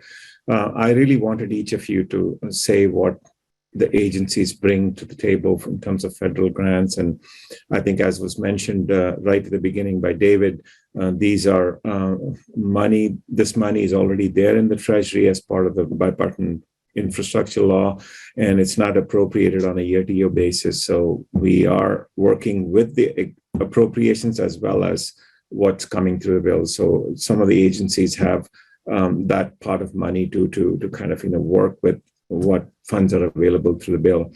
I want to. We have just 5 minutes before we can break into the breakout sessions. I just want to go through some questions that have come. Steve, on the AMLO program, is there a cost share required? No.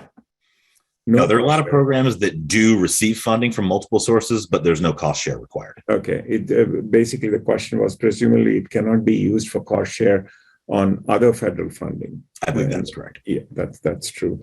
Thank you for that. And on the Department of Labor side, Brent, the question was, does the WORC grants, are they renewable? They have to be competed each year, but there is a grant competition each year. Once grantees are awarded their grants, they have a particular plan that they have associated with. They're multi-year grants. I want to be very clear about that. They're not one-year deals. They're actually 3 to 4 year grants in many cases, depending on what grantees propose. But there's not usually a kind of a standard renewal process. It have to be recompeted, but the grants are not each year. You have to reapply. Thanks for that, Brent. There are other questions that have come up. Briggs, has the DOE produced any best practices guides for natural gas communities interested in? I think some of these questions we can answer offline too in the interest of time. I wanted to bring together, just ask, how are all these agencies working together to let's say EPA has got the repurposing of brownfields. So if I want to repurpose brownfield, can I bring in these other agencies and kind of work with the community to develop a program that actually I can say, here's a case study that, using the federal grants and everything, you had a community that had this fossil asset transformed to something else. So are you working with other agencies, David, in terms of the brownfields? Could you share something with us all? Yeah, in 2 ways, Bima. One, as part of the application process, our competition, we ask applicants, communities, states, and tribes to describe how they're leveraging other funds to get to their desired end goal. And if they've lined up funding from other agencies or they have a good prospect of that, that's going to help their application with EPA funding. So there's that. We ask them to demonstrate their leveraging potential. And secondly, getting at renewable energy on contaminated sites. We have a program in EPA called Repower, the Repower Initiative, and we have contractor support that helps the community understand how to address technical challenges to taking a formerly contaminated site and converting it to a renewable energy use. Those are 2 things that I think are kind of relevant to your question. Thank you for that, David. Appreciate that. We're at the 3:30 mark, and I really wanted to engage the group of you here on several things, related to how to develop case studies, and everything in these communities, is about clearly people are saying just switching the technology is not good enough. We want jobs. It's all about that and keeping the community together. And, one quick question for you, since the community wants this jobs, is there any way that we can coordinate work within these agencies to do a feasibility study by bringing probably a utility along to participate in the study as well? Any thoughts on that from any of you? How to do a feasibility study and who would fund that? I know we have some technical assistance grants. Is that something that the communities can use to develop these feasibility studies? Bima, if I could comment briefly, I just put into the chat the Brownfield website, and there is a portal under there that talks about our technical assistance and how they access it. And certainly that is open, and we have numerous technical assistance providers that we fund. So I would just offer that as a potential to answer your question. I think in the interest of time, and we need to get into the breakout session where I'd like to hear the community kind of talk about what their needs and what is it that they want to hear from us. So I want to thank you all for taking part today and actually telling us all what each of your agencies is actually providing to help these coal communities and kind of making taking this forward, this whole idea of fossil asset transition and how we can work with them. So I want to thank you all. And I think at this stage, we're going to go into the breakout sessions. Alex, do you have something to say on how people can do that? Yes, thank you, Bima. Due to technology limitations, we will move the breakout sessions into a Zoom meeting. Unfortunately, we're not able to start them on the Zoom webinar. So Maris Lawton has just entered into the chat the Zoom meeting link for everyone to use to join the breakout sessions.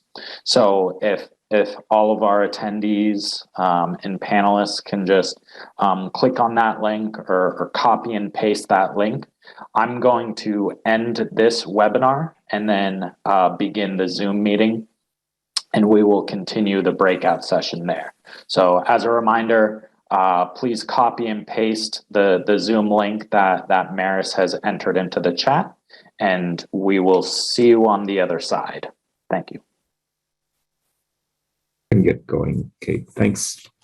Sure, no, absolutely. First of all, amazed at all of you who stayed the course here today. You're truly dedicated to the issue of fossil asset repurposing. So thank you for doing that. What a great day. I've been receiving a lot of positive comments over email and the chat. And I think just really underscored, at least for me, just the huge opportunity. I mean, there's an incredible opportunity in all of these different types of communities, these different types of assets, to really to repurpose, to think about new opportunities, new purposes for these assets, to really look at that transition to kind of a more stable and potentially more diversified economy with some of these assets that have closed or are closing. So thank you for all of the incredible input. And I wished I could have been in all three of the breakouts simultaneously, but I'm really looking forward to hearing what people heard in those. And I already saw a chat come up saying someone wished they were longer. I think that's always true. Everyone always wants the chance to talk, but hopefully you made some great connections. And we'll be able to follow up with each other going forward. So Bima, I will turn it back to you to do the breakout report out. Thanks, Kate, as always. I mean, it's really really great to have you as part of this. And I think we were able to pull it off, like you said, and I'm just hoping to hear back. I wasn't able to go to all the rooms that we had. So I'll invite each of the people who were in those rooms to kind of come out and say, the first one, between Briggs and Dwayne, could you kind of give us a 5-minute rundown on what you discussed it on the plants in your room, please? And then we'll move to mines and then wells. Zach and Brandon did the mines. Tim, Reinhardt, and Steve did the wells part of it. So if they can follow up with Briggs, 5 minutes each, it would be wonderful, and then we'll close it out. Sure. So Dwayne, I'll hit the high points and you can fill in any gaps here. We opened with recognizing that there's a transition that occurs when you're going through the decommissioning and then repurposing, whatever that may be, from the initial shock of the staff recognizing and potentially leaving and making strategies to mitigate that, to ultimately embracing the opportunity and creating something positive for the community and the workers involved. And that it seems like getting started early and taking mitigation steps, opening lines of communication, including for the workers in the facilities, is really important.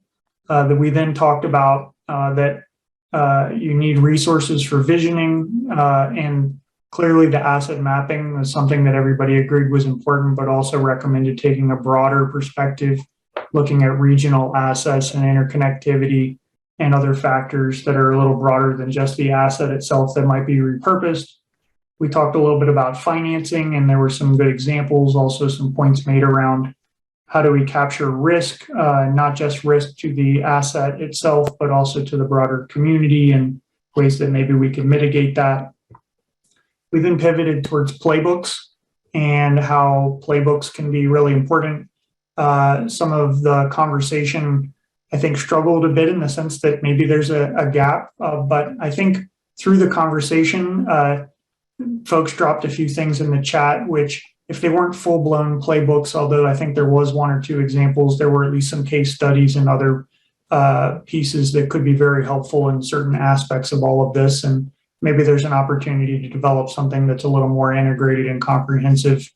So that might make a contribution.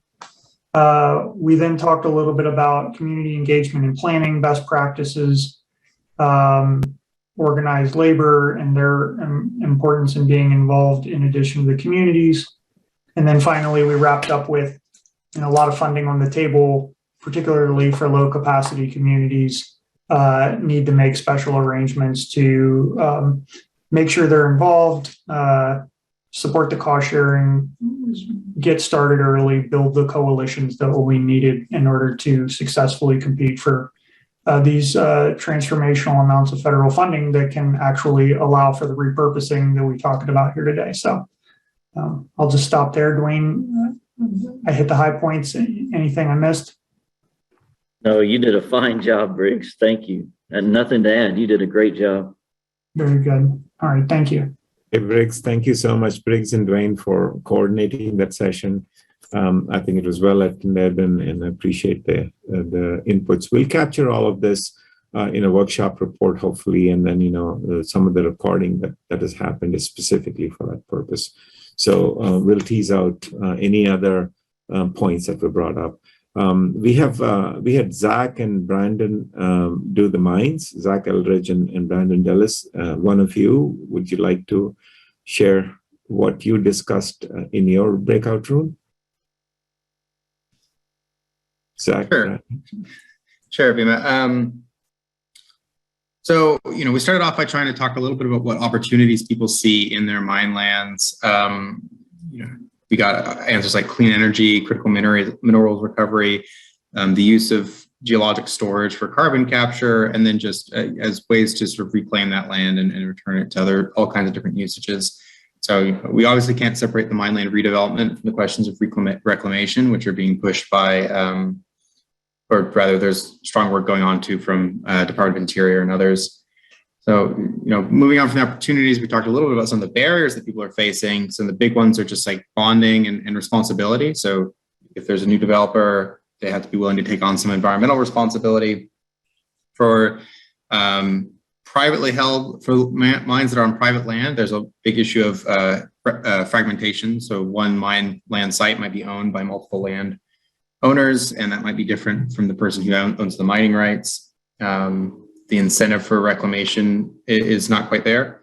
People also talked a lot about the workforce and job transition issues. So this is important, not just because from an economic point of view, obviously we want to make sure that everyone who has a job keeps a job, but also in terms of making sure the training is there, the workforce is there to enable these new types of usages and these new types of development. So there were some interesting projects that were brought up that are looking at leveraging local universities or faculty at local colleges to help facilitate that transition. Then we kind of talked a little bit about what's DOE's place in all of this and what are some things we could do. People were really, we sort of kind of got out of the way, like, well, we can spend a lot of money on this. Obviously, we're going to spend money, but in terms of more specific things or things that really leverage our convening role, there's all discussion about bringing together mines and mining companies and miners and reclamation companies, and trying to do some matchmaking between communities and companies and sites, as well as producing kind of overall workforce development plans that can help people manage this transition from the labor side. We talked a little bit about helping facilitate early access to capital and really providing skill sets and technical assistance to companies or to plant operators or people like that who might need to be, well before a mine closes, might need to be thinking about this next use. We talked a little bit about how we're going to identify different challenges by different technologies. So things like how do we really understand what the cell is for each different technology or each different alternative usage. We also kind of talked about this need for base criteria that we might be able to use to understand what works at a mine site. So you have this whole universe of things you could build on a mine. How do you cut that down to just the few most viable things? which is something we've been talking about on the DOE side as well. So I was really heartened to hear that. And then we talked a little bit about the community issues. So mining communities are, identify as mining communities, and that can be kind of I don't want to say an issue, but it's something that we need to work with and figure out how we're going to make sure that community sees itself in this transition or in the redevelopment. People talked about some of the messaging that comes out of mines about closures and economics, which are not always, people don't always, the community doesn't always understand perhaps how close a mine is to closing or how dire the economics might be for a local installation. And really talking about having to play the long game from an educational perspective about making sure communities are ready and willing to respond to these new opportunities. So I think that covered a lot of it. One person did also mention, I think, some of the issues with these communities about providing cost share could be a challenge and a barrier going forward for some of these very large projects that require a lot of capital up front. So that, I think, is pretty broad. Hopefully I didn't ramble too much, but I also invite Brandon to add any more if I skipped over anything. Yeah, no, you did a fine job. I think you captured almost every bullet point I had in my notes. I just wanted to make just emphasize one point that was certainly a lesson that I learned from the discussion was that, versus like say a coal plant, a mine doesn't necessarily have this announced retirement closure date. And so there isn't some point in time that they're pointing to.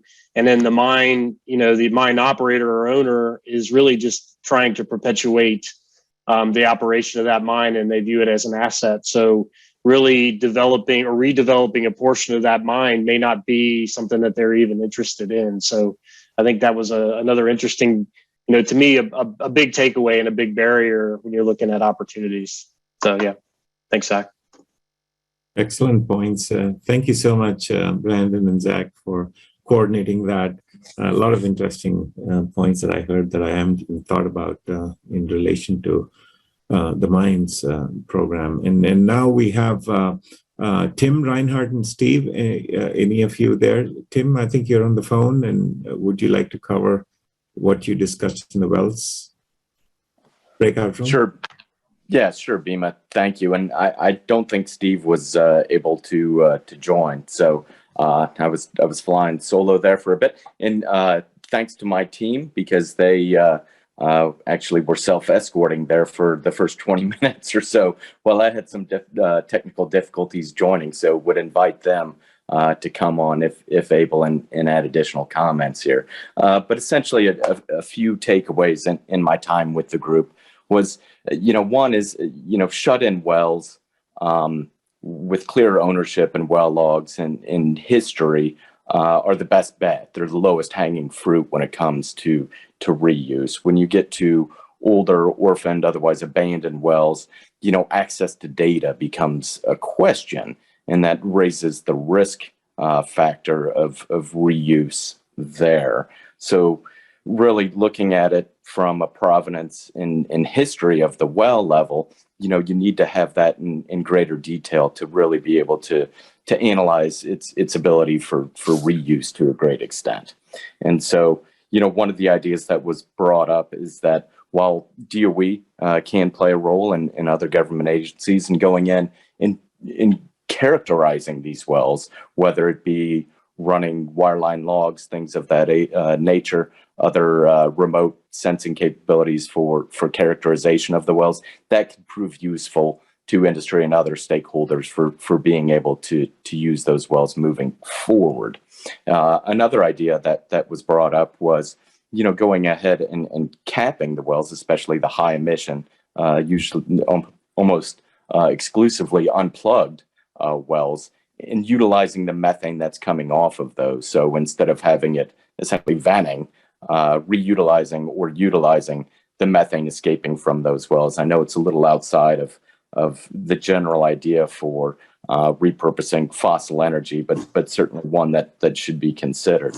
And so, as you go along, not only is it knowledge and access to data question, but it also becomes a liability issue for whose ownership of the well, Who takes liability for it? Does it fall to government, current owners, or new operators of the well can be a concern. I think there is certainly interest in using wells for energy storage in a number of different ways, and that is somewhat reliant on, again, how we go about with royalties, ownership, things of that nature. So there's both a technical and regulatory / economic perspective to all of this, certainly. But again, going back as to what DOE and other technical aspects can do, helping to identify viable prospects is certainly something that I think would be worthwhile. Beyond that, I think, a real focus on potential resource characterization comes into play. When you look at it from a CO2 perspective, the idea is ideally we'd be able to do CO2 injection into some of these wells. I think that's not always certainly going to be the case. And so the option is left, well, can we turn this into a monitoring well, or is it better to ultimately plug it when you look at it from a reservoir perspective and say, well, we're plugging all of these potential leak pathways to make this a more viable reservoir for greater CO2 storage. So that was it in a nutshell in my limited time with the team, but I would open it up to the team for additional comments, since again, they were able to self-escort for the first 20 minutes or so. Thanks, Bima. And Tim, this is Steve here. I did you one better and joined probably 5 minutes after you did, so I have to apologize for that as well. No, not a problem. Anything you would like to add, Steve? Anything I'm No, it was what I caught was very good discussion. I think you hit the points I had heard, but I definitely agree. Opening it up to the group to see if there's anything they would like to add. Anybody from the group would like to speak up? I could maybe add one more point. So this is Cliff Moroner joining from the Room A breakout group. So I'd propose potentially to the DOI to add another form of measurement to the permitted uses from the infrastructure law. So they're already measuring or looking to set aside funds to measure things such as methane and groundwater quality. And I think there's other measurements that could be taken in a well bore that exists, not every well bore, but a subset of them, to get better information on subsurface rock properties that are generally passed over too shallow or not of interest to oil and gas companies, that could be very beneficial to promoting clean subsurface technologies like carbon sequestration, geothermal, energy storage, hydrogen storage, et cetera. Perfect. Great. Thanks, Cliff. And I guess, Bima, I would add just one more thing if I didn't mention it already, which is, I think there's a thought there that a well-functioning well, pardon my language there, is sort of a terrible thing to waste. And so if there's an opportunity to reuse that, we should try and take advantage of it. But again, it goes back to all of the issues I've previously listed with that, and perhaps we and the rest of the agencies can help in minimizing the risk associated with that. So thank you. A comment here from Amanda that there's a group doing flyover in Pennsylvania to map methane emissions from orphaned oil and gas wells. They're discovering the issue is bigger than they originally thought. The maps could be a useful guide for tackling the issue. Amanda made that comment. Thank you, Steve, Tim, and the group really for providing that. The challenge, I think, is more with the mines and wells, like one of you had pointed out. There's no specific timeline in which you say, no, I'm going to shutter this. I mean, you can say that with plants, but mines and wells don't kind of come into that category. Of course, wells, you can say they're abandoned and they're no longer needed by a private company. But getting to that, there's no definitive point, but looking at this, the challenges definitely are much more with the mines and wells and repurposing and how you want to go about doing that than probably with plants. But this has been a very interesting day. I mean, we just have a couple of minutes left before we close, and I'd like to just take this opportunity to thank you all for participating. Specifically, I want to thank Bill Buff, Malika Maris, and of Stratcom, and Alex Krakow of USEA and his team for all the help that they've provided in getting this workshop up and running. In what I believe has been very successful. At one time, I saw about 350 plus people at the same time listening to all the case studies and all of that. It's been a tremendous success, I think. And also thanks to Kate and Briggs, who've been kind of guides, and they've helped me guide in preparing and leading, everything up to this workshop. And I want to thank all the great speakers who have enriched us with some thought-provoking ideas today, as we all need to digest some of this to embark upon this ambitious project of repurposing fossil assets. I think we have a big goal ahead, and how to leverage all of this bipartisan infrastructure law and how we can use the existing programs within all of these agencies and make this happen with clear case studies that the communities can use in actually as examples to move forward into this decarbonized world. So thank you all for joining, and I think unless anyone else has something to say, I think I'd like to just have to take a second and thank you as well, Bima. We at Energy have been thinking about this issue for months, but we really weren't able to get to this point of holding something like this, having a beta kind of website. Just all of the work that's been done in the last few months is due to Bima being here and focusing on it and waking up every day thinking about this issue. So we are so incredibly lucky to have his expertise and time and capacity. So thank you, Bima, and thanks to all the other folks that you thanked as well, but just you deserve a little moment of your own.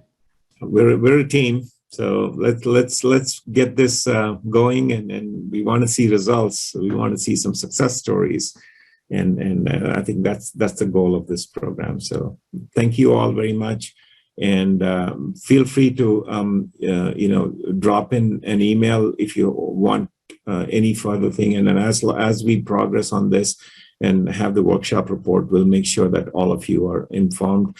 And as Bill had mentioned right at the beginning, this will be available on the IWG website, the whole recording, as they do with all IWG webinars. So that's also something that you should look out for on the energycommunities.gov website. Yeah. Thank you all.